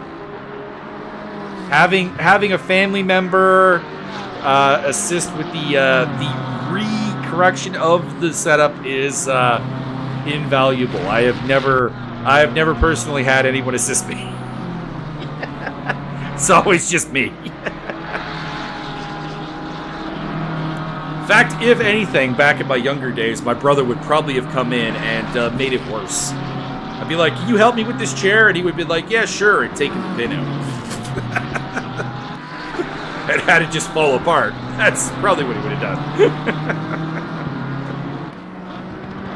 That's why I never asked him for help. Still the pit, we got Adrian Marud, we got Brandon Harvey, we got Jeffrey Bacher, we got Freddie Murley. We have got Nelson Ambrazosa, who has to pit 2 more times. Nelson, there's only 14 minutes left of the race. What are you doing? What are you doing? This man is mad. This man is insane. There is no tactical reason to be doing what the 3-2-1 car is doing right now. None whatsoever.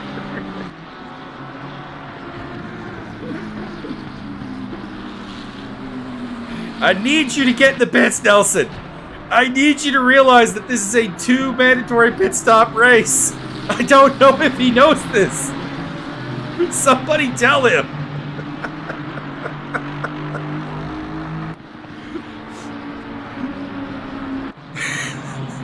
Also kind of worried about Jeffrey Bacher maybe not knowing, if I'm being honest. There's a couple of strategies in play here that do not make any sense.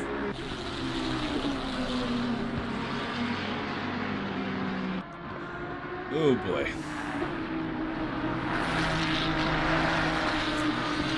No real battles going on here. The closest gap that anybody has right now is for... Oh, wait a minute. Marud is... Okay, so I was going to say, it's Matthew East and Marud. And then I saw that the gap was dropping really rapidly. Where's he going to come out? So the car we're looking for is the 911 of Dennis Hook, which is back at Sterling's at the moment. I would say normally I'd be very convinced he would come out behind him, but of course we saw the incredibly fast pit stop that was put up by Matthew East. By the way, Ambrazosa is finally in the pit lane. Good grief. And Hook is going to come out ahead of Marud, I think. Yep. The 911 is through. Question is, can he get out ahead of Robert Volt?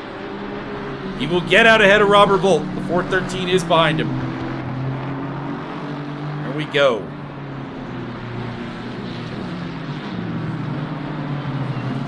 Now, let's see here. Ambrazosa. Ambrazosa will not get out ahead of Murley. The question is, can he get out ahead of Bacher? He will get out ahead of Bacher. That's the number 3 car, which is currently just approaching Sterling's. Just went through that and heading towards the last turn at Jim Clark Curve. So Ambrazosa, with a pit stop to do, is ahead of Bacher.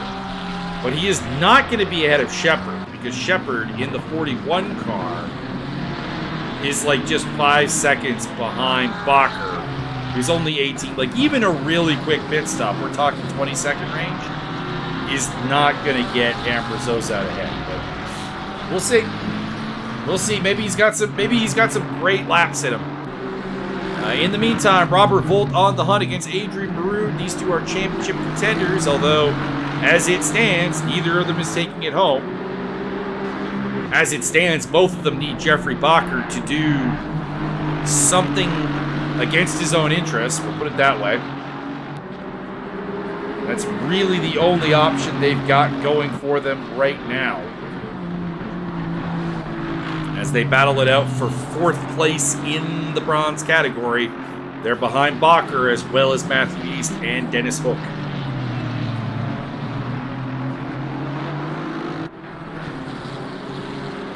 Head of Idris Cahill. Idris Cahill is, that's a disappointment. Cahill was looking really, really good. He was looking like a surefire podium finisher here in the bronze category. I'm not honestly sure what happened. We did see him off track at one point, but I don't know if one off would account for the amount of time that he has lost. But I suppose we never know. Let's have a look at him. Is he driving with damage? He's driving with damage. Okay, maybe that's it. He is admittedly posting 27s quite regularly, which is I would say a 1.5 seconds off the pace of where he wants to be and where he can be. So yeah, that might be it. Bacher's in the pits. Let's see where Bacher comes out. The interesting car, the car of interest for him is the 42 of Matthew East, who is not gonna come out ahead of him. That's for sure. Neither will Dennis Hook. He was a full lap on them. Yeah, okay, he's fine. He's fine.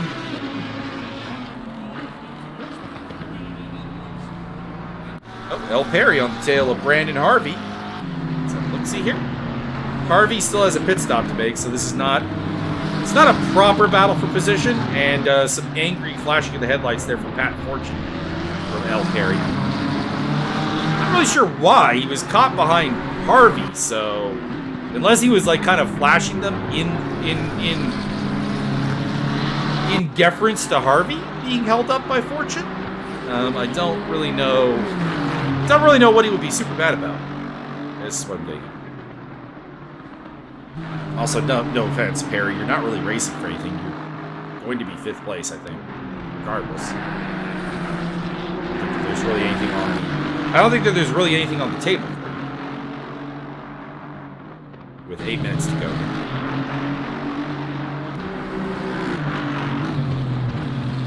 Robert Volt on the tail of Adrian Maroon. This is the best battle we got going right now. Where's Harvey going to come out in the end of this? Harvey depends on his pit stop. He's going to probably end up behind Matthew East for sure. But he might come out ahead of Hook and Maroon here, which is the battle we are watching right now. Hook, Maroon, and Volt. Freddie Burley's in the pits for his final pit stop. Or at least final scheduled pit stop. We'll see if he comes out ahead of Ambrazosa. Even if he doesn't, I don't think it matters. Ambrazosa still has a pit stop to do. And it looks like he's going to come out ahead of Ambrazosa. Yeah, by quite a bit. The gap is still about 10 seconds.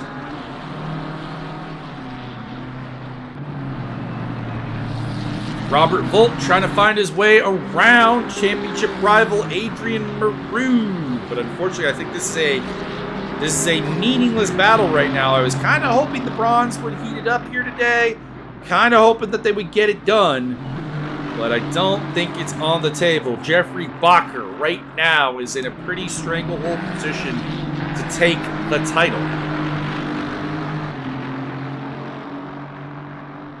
Let me do a quick look here. Who's got the fastest lap in the bronze category? It is Idris Cahill by actually quite a margin, frankly. Cahill would have the point, the fastest lap.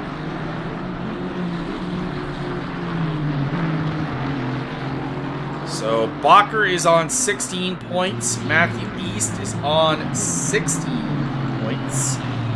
Plus pole position actually would be 17. Hook is on 14 points in 3rd.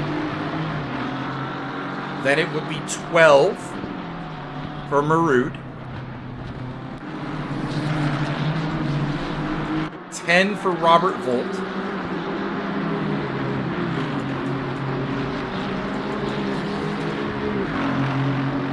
And 8 for Cahill. And then Ron Morley, who had priorly had no points.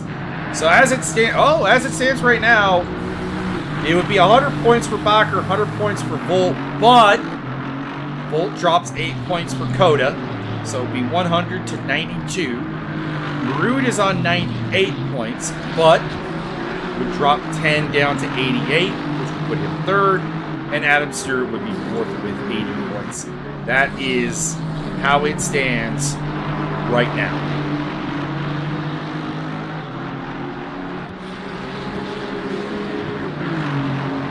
And of course, we're giving all the attention to the bronze category because the iron title and the silver title are already they're already sewed up. So there's not much to talk about there. There's a couple of like positions in the mid pack that are like up for grabs, but nothing championship wise or even I think top 3 wise. Still waiting on Ambrazosa to make a pit stop. Robert Volt is still the most interesting battle we got going on right now, so we'll stick with it. Hook's catching up to Brandon Harvey. So this could become a 4-way fight between Harvey, Hook, Marud, and Volt. Ambrazosa's in the pits. Let's deal with that. So the car of interest here for Ambrazosa is number 41 of Kevin Shepard, who is coming through Jim Clark right now and will easily overtake him. And he will rejoin quite a ways ahead of Jeffrey Bacher. So not much to talk about there. So it looks like it's going to be Murley, Shepard, and Ambrazosa on the podium here. Bacher would be the bronze winner. The iron winner would be Brandon Harvey.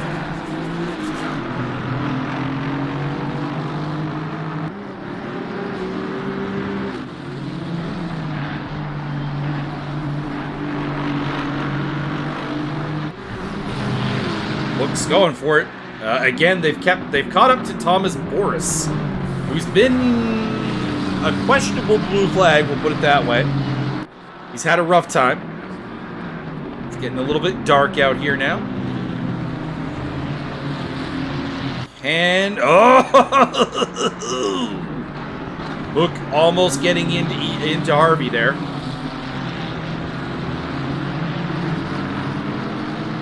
This is a battle for pure bragging rights. These two are not in the same classification.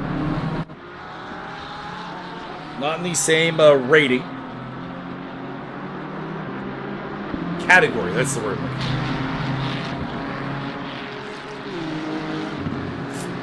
But it's the season finale. We're going for all the glory here today. We've even seen it from Sean Young, a routinely very iron driver, fighting it out with some of the bronzes. So, they both kind of messed that up, and they both go off, and Hook loses control of the car, but still somehow manages to get through. I don't know if that's really a legal pass under most racing laws. Adrian Marud has the run and will make the move as well. So Harvey loses 2 spots. Robert Volt is way behind now. What happened, Robert? You gone off again? He got collected by Thomas Boris, it looks like. However, he'd already fallen back at that point, so I don't know. I don't know what's going on there. We'd have to go back further, I think, to find the answer. And I suspect the answer is he made a mistake, because Marud didn't lose any time, and that was who he was battling with. So my gut tells me that that was a probably self-inflicted mistake. If Robert Volt wants to set the record straight, he is welcome to join me on the after-race talk. He usually does, so we'll probably hear from him. Let's say Jeffrey Bacher, Adam Stewart, and Robert Volt are some of the most likely people to join me on the after-race talk. So we'll possibly get to ask him that question.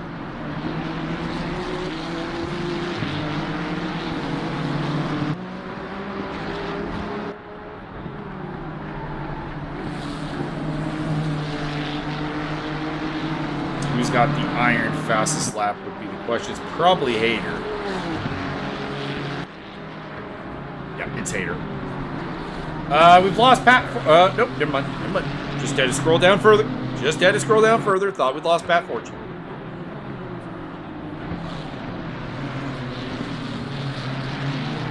All right, we're pretty much on the last lap here. All right, man. I was going to say, Murley is on the last lap.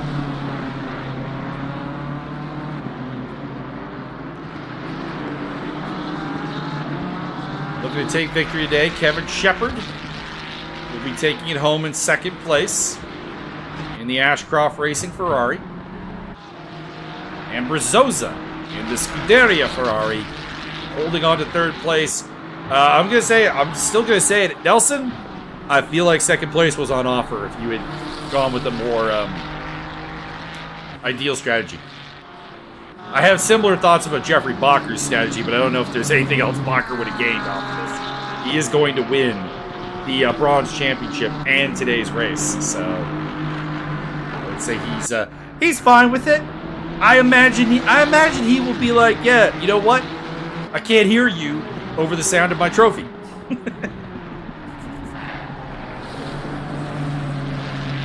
Adrian Maroon still gives chase to Dennis Hook. This is a battle for seventh place, and a podium in the bronze category. A podium will not save Maroon's chances at a championship, of course. He had to beat Bacher today for it to be remotely on, and as it stands, he is not doing that. But the podium will soothe his soul, perhaps. Freddie Murley is your winner, both in the silver category and overall. He has been shown the checkered flag.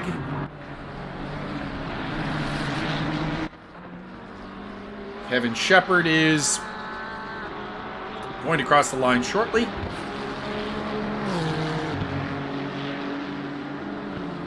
And take his third podium of the season. 3 races, 3 podiums for Kevin Shepard. Congratulations. And rounding off the podium will be Nelson Ambrazosa with his second podium of the season. Had a 3rd place at Monza and has a 3rd place here at the historic Brands Hatch. Jeffrey Bacher crosses the line in 4th place and crosses the line as a champion, the bronze winner, the victor today, the overall champion. Trevor Boris, by the way, getting disqualified. That's not good. Not sure what that was for. Marudo. Oh boy, Marud! What are you doing? What are you doing? Well, that's a way of celebrating. Let me quickly do the standings, and I can give you a very rough rundown for the record. If my standings disagree with the standings that are provided by Evolution Racing Academy, obviously theirs are correct, mine are wrong. That's how that works. But I do like to have the numbers at hand. I am an accountant by trade. And needless to say, that leads to a certain anal retentiveness when it comes to numerical proficiency.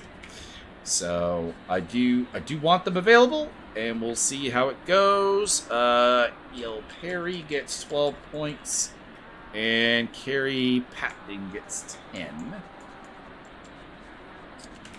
Go, that is the silver done. The bronze, I think we had our eye on already.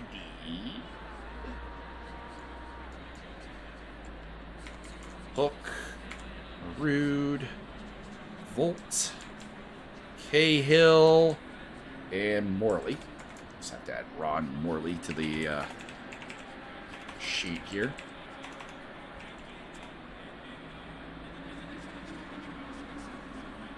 And then the iron category. That one will go to Brandon Harvey.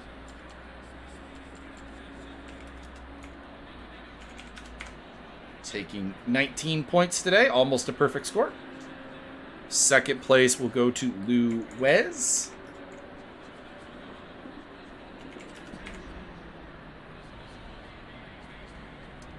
Third place will go to Sean Young. Fourth place will go to I have lost the I've lost the chart here. I'll have to open up the replay real quick and get us those numbers for the iron list, if you please.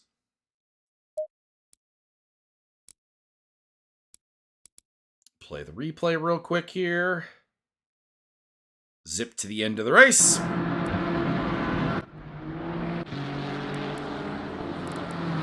There we go. So after Sean Young, Lou Wez, Professional Hater, gets the fastest lap and fourth place. There you go. Then it is Boris got disqualified late, so Pat Fortune will take home that last spot. And zeros for Tobias Wagner and Boris, unfortunately. Okay. So Silver Championship with 102 points. Freddie Murley is your winner. Second place on 60 points for Finley Gamble. Third place on 54 points. I think he actually doesn't count because Stuart Parsons got promoted to gold. Thank you, Matthew East. That's not double points. But he has 54 points. I have him in third place. He may not be in these standings when it comes down to it. Nelson Ambrazosa on 50 points. 48 for Kevin Shepard. 41 for Isaac Jordan. 40 for Fabio Varro. Cedric Muir on 36. Kerry Patton on 35. And rounding off the top 10, Miles Stone in the boat lead, taking 34 points in 10th place. Bronze championship. I have to figure out the minus point situation here real quick because there are drop scores to consider. All right, there we go. By my math, and again, if the website disagrees with me, believe the website. Jeffrey Bacher, 100 points, takes the title. Robert Volt, second on 92. Adrian Marood, 88. 80 for Adam Stewart. Rounding off the top 10 is Matthew East on 55. Idris Cahill on 54. 38 for Meiser Reiser and Bearded X Badass. 30 for Chris Stancer. Bearded X Badass would win on countback, I do believe, over Reiser. So he will get the 7th. Reiser will get the 8th. Stancer 9th. And Dennis Hook in 10th place. In the Iron Championship, a dominant display by Sean Young. I got to add a minus 10 points to his score because he is dropping a round, but he still dominates the championship with 103 points. Lou Wez on 85.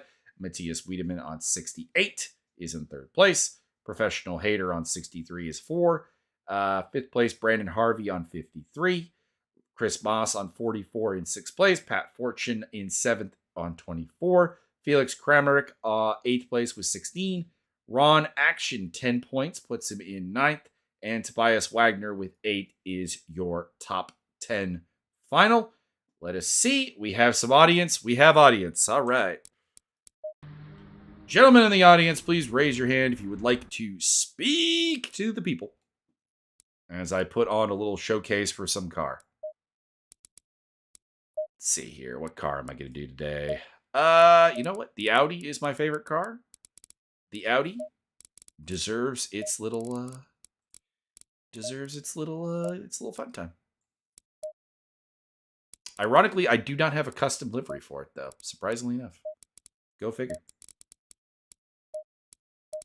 So to that end, we're going to put up the Haas RT. There's a Haas livery? I didn't know that. Oh. That looks nice. That looks nice.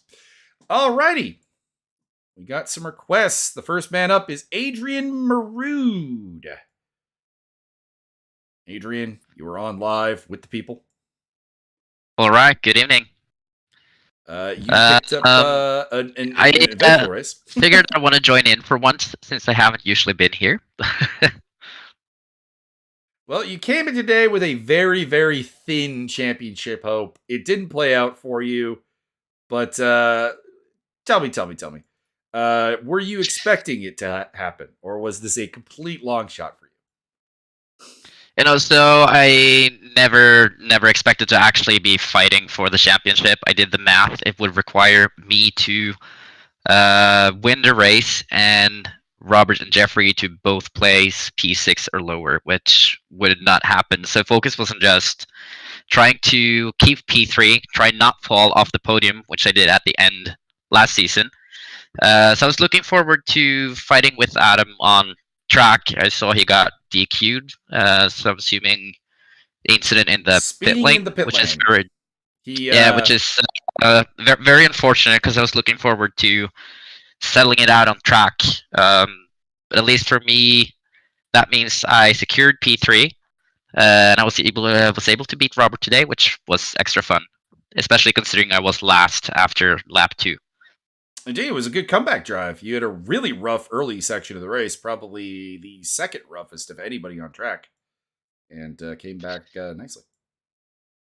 Yeah, it feels nice to be able to come back, but you also have that question: what if I was not murdered at the start? I mean, there will always be those questions. It's part of what we do. It's just part of racing. At least you have not had my experience, which was the time I was winning the race and my entire wheel came dislodged from my desk. And I went flying across the room. That's an interesting one. That's what happens. What happens when your clamps aren't working, everybody. Make sure your clamps actually work. Yeah, it's in general, my luck seems to continue in the last races. A few seasons ago, it was me versus Dancer for the championship, and he managed to get himself a drive-through. Without that one, he would have easily won and taken the championship. So I got it back then, and then today, another pit lane incident, handing me the position I need. So my luck in the last race seems to be continuing despite the rough start. Well, there you go. Any other thoughts you have before we move on to our next interviewee? All in all, it's been a fun season, so I want to thank everyone who's been driving with us. I've been having lots of good battles on track this season, at least after I got to know the Honda. I've been having some fun fights, so it's all in all, I think maybe the most fun season I've had, so I just want to thank everyone I shared the track with. I do have to salute the choice of car. Love the variety. It's coming from the 296. It's been difficult to learn. When things go well, I drive it the same way, but then it's the Honda doing Honda things. So there's been a lot of learning in that. So that's been fun. I rather like the Honda. I went from the Audi R8 to it for a season, and I mean we didn't do super well, but yeah, I got my head around it. All right. It's my first time in it, and it's been fun so far. So I'll probably take it for at least one more season. All right, Matt, Drive Through East. You are next up to speak. You picked up a podium here today, I do believe, at least in the class. I did indeed. Second. Yeah, first off, I wanted to say thanks for your commitment during the season. I've really enjoyed watching the streams back. It's been great. So. Excellent. It's been fun. Good. But yeah, really happy with today. It went really well. Quali was amazing, and then kept up with it in the race. So. Indeed, and you didn't get a drive-through penalty. I thought there might as well be one race this season where I don't. So. Well, that's good. I got several at Kota, so that sort of made up for it. Yeah, congratulations on a really solid season for yourself. Second place today. That was your first podium, if I'm not terribly mistaken. And I believe so, yeah. You will finish in 5th place overall. That's better than I was expecting, so that's nice. I'm just color coding the podiums here. I had a look at the championship this afternoon, and I thought, I'm not going to catch Cahill, but I guess he had a bad race at the end, so. Yeah, I was hoping he'd pop in here. Actually, we get a conversation about that because he just kind of at the end of the race kind of just fell very very far off. Noted he was driving with some damage. Looked at the car. There was definitely some front end damage going on there. So don't know what caused it, but Well, obviously hopefully he'll be around next season and we'll continue the battle. So, because I've always had fun racing around him. So. Indeed, and I like the Lego car. Absolutely, yeah, it's a good livery. Do you have anything else you would like to add? Not overly. Just it's been a fun season. You know, as Adrian said, it's probably been the most fun season so far. Everyone's a good laugh, so I've really enjoyed it. Good. Dennis, you are next up. Dennis, you're representing the commentary booth out there, and I don't know, sloppy driving, sir. Well, first of all, good evening. Thanks everyone for the 2 races that I got to enjoy this season. And I mean, for being sloppy, I mean, yeah, sure, the beginning maybe. First half, no. Then I crashed, yes.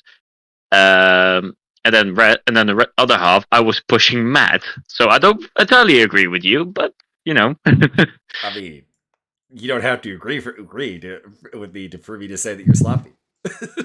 Yeah, true.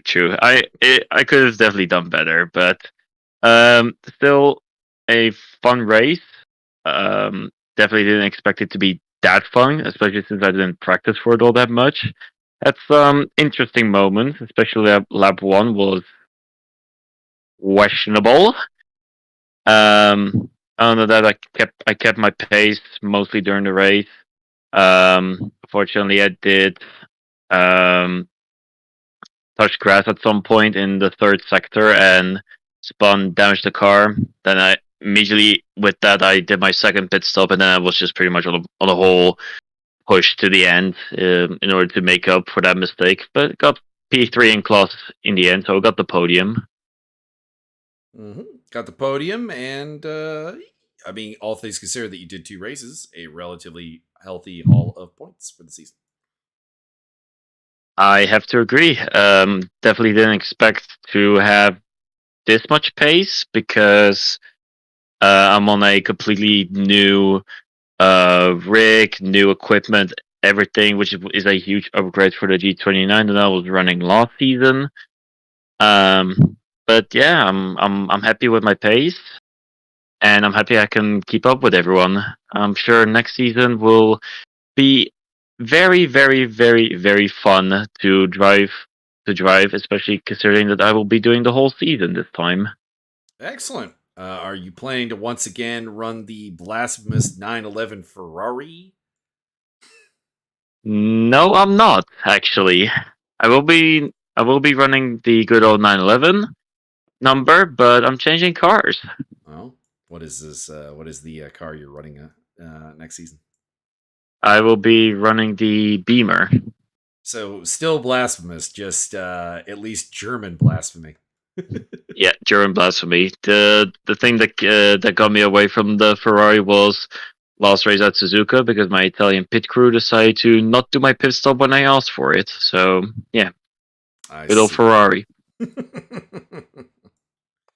All right. Well, get ready for me making fun of you for running a 911 BMW all season long. That's gonna be my new gimmick. I'm looking forward to it too. I already have liveries in mind. One of which I will be running next season, and then for season 14, I'll be running a somewhat of a meme livery on the thing. I already have a thing in mind. So if you stick around for that, then you'll get to see what it will be. Well, hopefully I will be around for that. We will see. We would love to have you. Anything else you would like to add before we move on to Professional Enjoyer, which I assume is Professional Hater? That is indeed Professional Hater. No, I just want to say thank you for commentating our races, for the amount of silly stuff that we've done for, well, not me specifically, but other people have done throughout the season. It's been a blast watching your streams.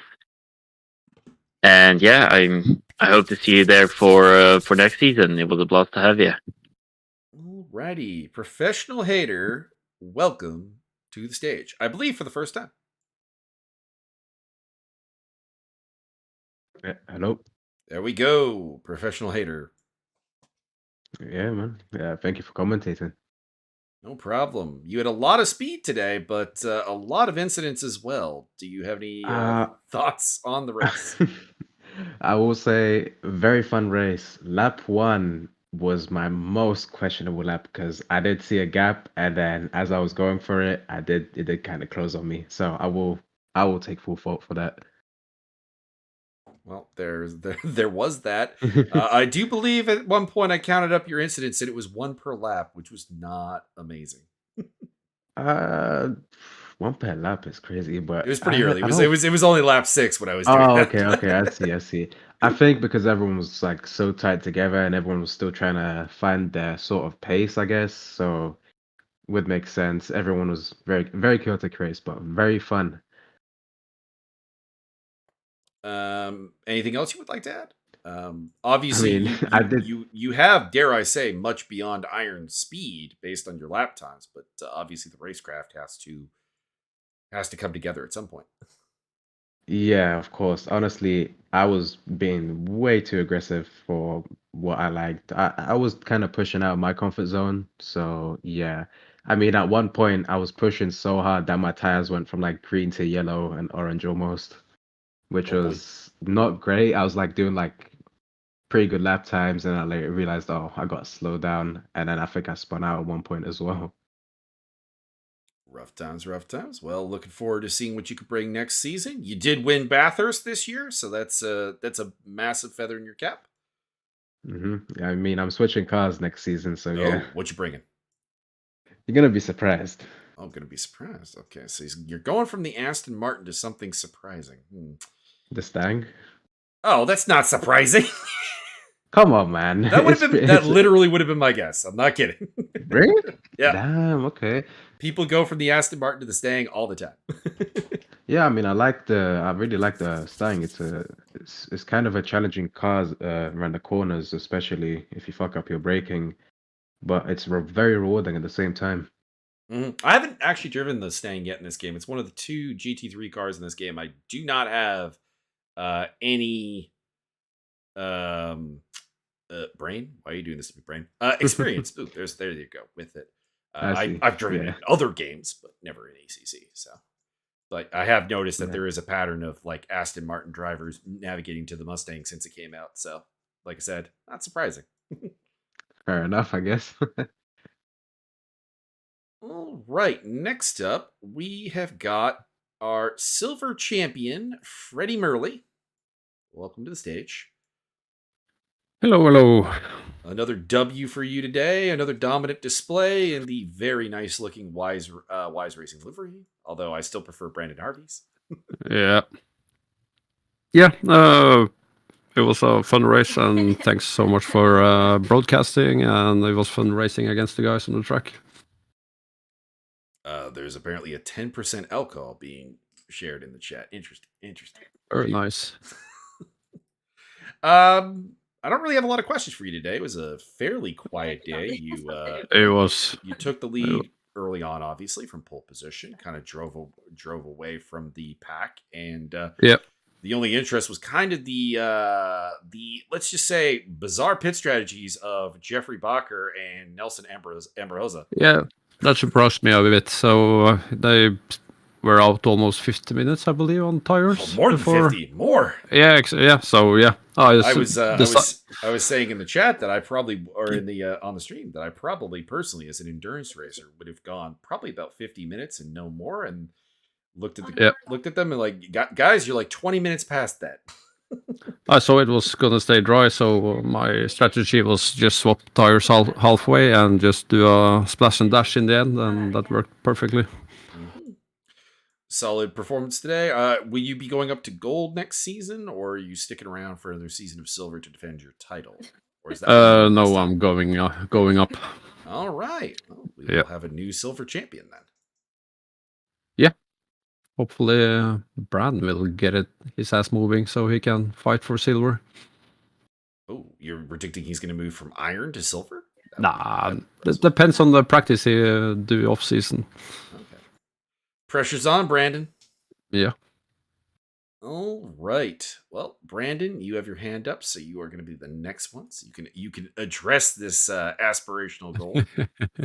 Yo, how's it going? Good evening. Good evening, Brandon. You picked up a iron victory today. I do believe that is your second of the season, if I am not tremendously mistaken. Yep, you also that's got to correct. mix it up with the bronzes quite a bit today. Yeah, I mean, I'm happy. Number one, I'm happy it didn't rain because I've had 0 wet practice.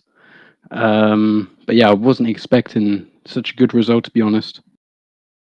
Really? I mean, your pace and competency, and every time you've been here has been exceptional. I believe you have 3 podiums and 3 tries. That's pretty amazing. 2 wins in 3 races. I mean, Brands is my local track, so I'm there quite often. So I'm kind of quite familiar with the corners and stuff. But yeah, I'm still surprised, to be honest. Oh, he's got a local track. Very, very nice. I will never get to have that feeling in a game, I don't think. So that's unfortunate. Yeah. Closest thing to a local track I have is MoSport, which is in basically no sim racing game. But yeah, I think pretty happy with everything. The first pace, well, the first section was pretty good. After I pitted, that's where it all started to where I started to fall back because I didn't realize my pit strategy was broken. Well, not broken. I'd done it wrong, and I was pretty much racing on cold tires the rest of the race. Oh, well, what happened there with the pit stop strategy that created that happen? Honestly, I have wrong. I have pressure no mixers? idea. Yeah, I guess so. And I didn't really want to go back into pit and change tires because I was going to stick with 2. So yeah, I kind of just had to fight it. Alrighty. Well, pit stop mistake or no, you had a pretty dominant day in the iron category. I'm gonna boldly predict you're probably going to be a bronze driver next season, I would think. But in the mix with the lovely individuals I talked to earlier today, including the champion of the bronze category. You're up next, Jeffrey Bacher. There we go. Jeffrey, you're in. That was a statement, I think, pretty sure. It was, although tell us about this pit strategy, this bizarrely long run pit strategy you had going on here. The weather forecast is only 15 minutes, so and I have to make 2 stops. So if it starts raining in the last half hour, I can change to wet tires. I see. I mean, it makes sense, I suppose, but I mean, it doesn't matter. I did have a line on the chat or on the stream that I disapproved of your strategy, but that you at the end would be able to just point your trophy at me and go, "Can't hear you," over the sound of the trophy. Now for the taste of this beer. So you are the champion this season. Do you have any idea if you'll be moving up to silver next season, or are you going to get your chance to defend your bronze title? I think I'm going to defend because only 2 races were where I was at silver pace, which was the first one, which doesn't count, and the second one was Imola. So that's the rain race. So I think I also doesn't count.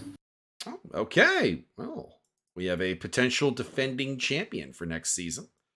And yeah, I love that I break the system. The system is really it's a logical system, but I break it because I win on strategy and average pace, and that's not. It doesn't. Yeah, I mean, in fairness, I think most rating strategies probably do have that flaw that if you're just ahead of the curve as far as strategy is concerned, you can obviously outperform your quote unquote ranking, as well as things like consistency and stuff. Yeah. We'll see what happens. We'll see what Fengler does.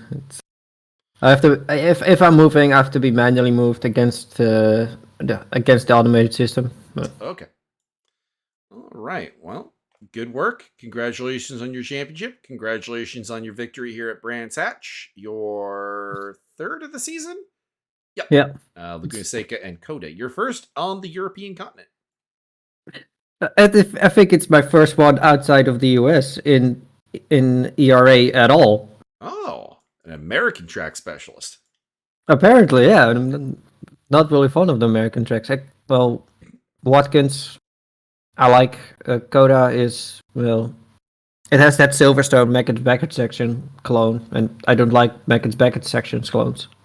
Well, in fairness, liking a track and being good at the track are not necessarily mutually exclusive items. I know there are a few tracks that I have had some very, very good results at that I'm clearly good at and do not like. So that's obviously on the table. Sonoma comes to mind as probably the best example for myself. All right. Well, we have Robert Volt requesting to speak. We also have L. Perry in the chat, but not with a hand raise. So, L, if you want to talk, you will have to raise the hand. Robert Volt, you had the championship lead coming into today. It did not pan out for you. How are you feeling right now? I got P2. That's true. That's true. I went into this championship looking for at least P3 at most. I ended up with P2 and possibly P1. I'm just happy to be here. Well, that's good. That's good. Yeah. And the fact that Adrian managed to get into P3, I think, did it. That is correct. You did kind of come down in the last 3 races of the season, though. Were you on the old non-VR rig today? Yep. Oh, and it didn't really seem to fix your problems. Well, not really, but then again, I didn't really have take that much time to practice either. So okay, fair enough. I don't know. I feel like Brands Hatch is a track I don't need to really practice for. I can just drop in. Yeah. Drop in the vibe. Pretty much, as long as I'm in like one of my standard cars. I mean, obviously, if you were to like, hey, Mike, would you like to drive Brands Hatch in this I don't know what's a car I have like zero experience with. The Ferrari 296. Okay, that's probably a problem. That's a car I don't know. That's without practice, but it's definitely a track I know pretty well. So I don't know. In that case, if you wonder about the 296, just ask Adrian. I actually was driving Brands Hatch for the first time in a while last night because I wanted to get my lap times and be like, all right, what is actually a good lap around here? And apparently I would have been silver, so I'm a little horrified. What was the lap? I did a 1:23.4. Oh yeah, that's silver. That's silver. That's definitely silver. In the Lexus RCF. Cheat. Not like that. My whole race. I love my Lexus. Accept it. Yeah, I will definitely drive the Lexus next season if the stewards will allow me to. Oh, you're gonna drive the Lexus? Okay. Yes, I mean that's the original plan, at least. Okay. I have to stick with the Porsche because the poster girl on the side. I will I will never be a Porsche fan, even though I don't know. It's proved me wrong a couple times. I have a cousin. I'm not either. I had a cousin that visited me from the old country at one point. And he saw the sim rig and was very interested in it. And I'm like, I mean, you're here for a while. We can train you for 2 weeks if you actually want to spend your vacation here in Canada practicing ACC, and we can get you in a race. He's like, yes. Like, all right, which car would you like? And he saw the Dragon liveried Porsche. Was like, that one. I'm like, why? Why? Why are we doing the Porsche? That's the power of Rexy, mate. He did pretty well though, actually, and ended up probably doing only a little slower than I was. Although he made some mistakes that were quite amateurish. But for a guy who was prepping for about 2 weeks, fortunately, he's about the same size as me, so getting him into the rig wasn't difficult. Yeah. Actually, well, he's quite a bit lighter than me, but he's got like the same kind of limb and torso structure. He's just in better shape.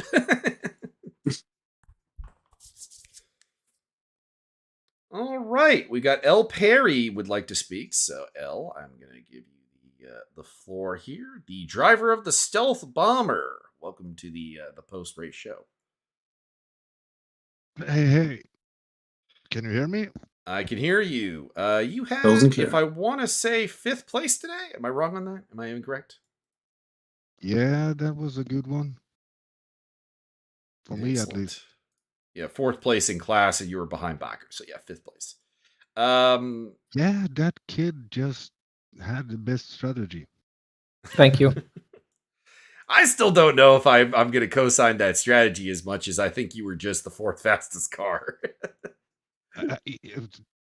As the results, I mean, for this race.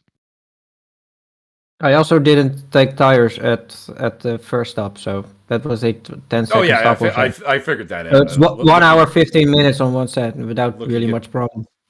Sir, you're talking to an endurance racer, sir. I have taken a set of tires for 4 hours before. I once, with a teammate, did Sebring 9 hours on 4 sets. 9 hours on 4 sets? Not bad, not bad. I think ideally you probably want to do that in 3 sets, to be honest, but yeah.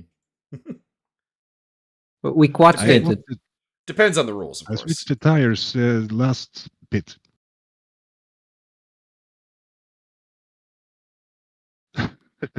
I changed the tires in the last stop. Yeah, so did I, just because I could. That's what he did. Yeah. So, fantastic result for you, L. Your livery has, of course, been one of my favorites on the season. You had a rough season, but you end on a high note. Looking forward to next season. Yeah, of course. I hopefully have better luck next time. I was very unlucky this one. Yeah, the luck has not been fantastic for you in that stealth bomber. It seems to have been a magnet for trouble. Any car They don't changes? see you. It's obvious that he gets into trouble. People don't see him because he's in a stealth bomber. He's the stealth bomber. They don't know he's there. Any plans to change the car, livery, anything like that? Anything big for next season, or same old, same old? It's gonna be the same, but I wish you will continue. Oh, I intend to. Nice. I actually got a nice little Christmas present from the ERA staff, so I'm quite happy to continue. Yeah. Hopefully, my usual co-commentator Byron's work schedule will work out in our favor. It currently does not, of course, which is why I've been doing these solo, which is hard. But hopefully the audience has been enjoying it because I have to ramble a lot to myself. But hopefully it's not. That can be hard. Hopefully, I haven't repeated the same stories like 6 times. Yeah, I think so. All right. Anything else? Anything else, Jeffrey or L, that you would like to add before we call it a day and call it a close to the season? I just want to thank you and thank all the racers for this season, and I wish you a Merry Christmas and a Happy New Year. See you all the next season. Indeed. Happy Merry Christmas, Happy New Year to everybody, and join us for season 13 when it comes around. I don't happen to know when it's going to kick off, but the turnaround between season 11 and 12 was pretty quick. Yeah. So. Well, there's always an ERA Classic week. Well, there we go. All it's right. The fun event where the fast guys go slow and the slow guys go fast because the fast guys get put in GT4s. We used to do that. We had an alien. There's a community I belong to that had an alien driver who would like lap the entire field, and we would demand that he drive a Ryder Rex when we did ACC races. The rocket ship that cannot turn. I lapped the field today, so maybe I should do that. Ooh, well, I lapped the bronze field today. Maybe. All right. Congratulations to our champions, Jeffrey Bakker, Freddie Murley, and Sean Young. We will not see Freddie Murley defend next season because apparently he's going to be moving over to Server 1. So good luck to him representing the Server 2 field over there. Good luck to Jeffrey on trying to repeat as bronze champion. And I do not know what Sean's status as far as the iron is concerned. But if he's back in the iron category, hopefully he does well as well. I forgot something. Oh. I will probably transit to another car. Okay, it's not going to be the stealth bomber. Okay. What are you thinking? Probably the same colors, but another car, and you'll see. Oh, it'll be a visual bomber this time. Of course. Gotta make it exciting. Well, if he chooses those colors again, I think it'll still be a stealth bomber.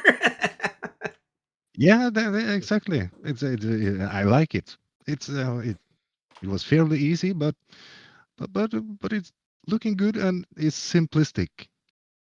True. Livery can be very, very simple and very good. Yeah, I think so. I think mine is pretty simple and it's good enough. It's pretty good. It reminds me of the Park Place livery. Doesn't ring a bell. I just did some more random stuff on the default. Well, it's one of the liveries in the game, so just pop open the game, find the Park Place team. It's in the Porsche category. You'll see what I mean. Yeah, no photoshopping. All right, we will. I had to get the poster girl on it via Photoshop, so I already did. All right, we will call it an evening there, or well, at least evening for me. I think evening also for the European audience as well. Yep. And see you guys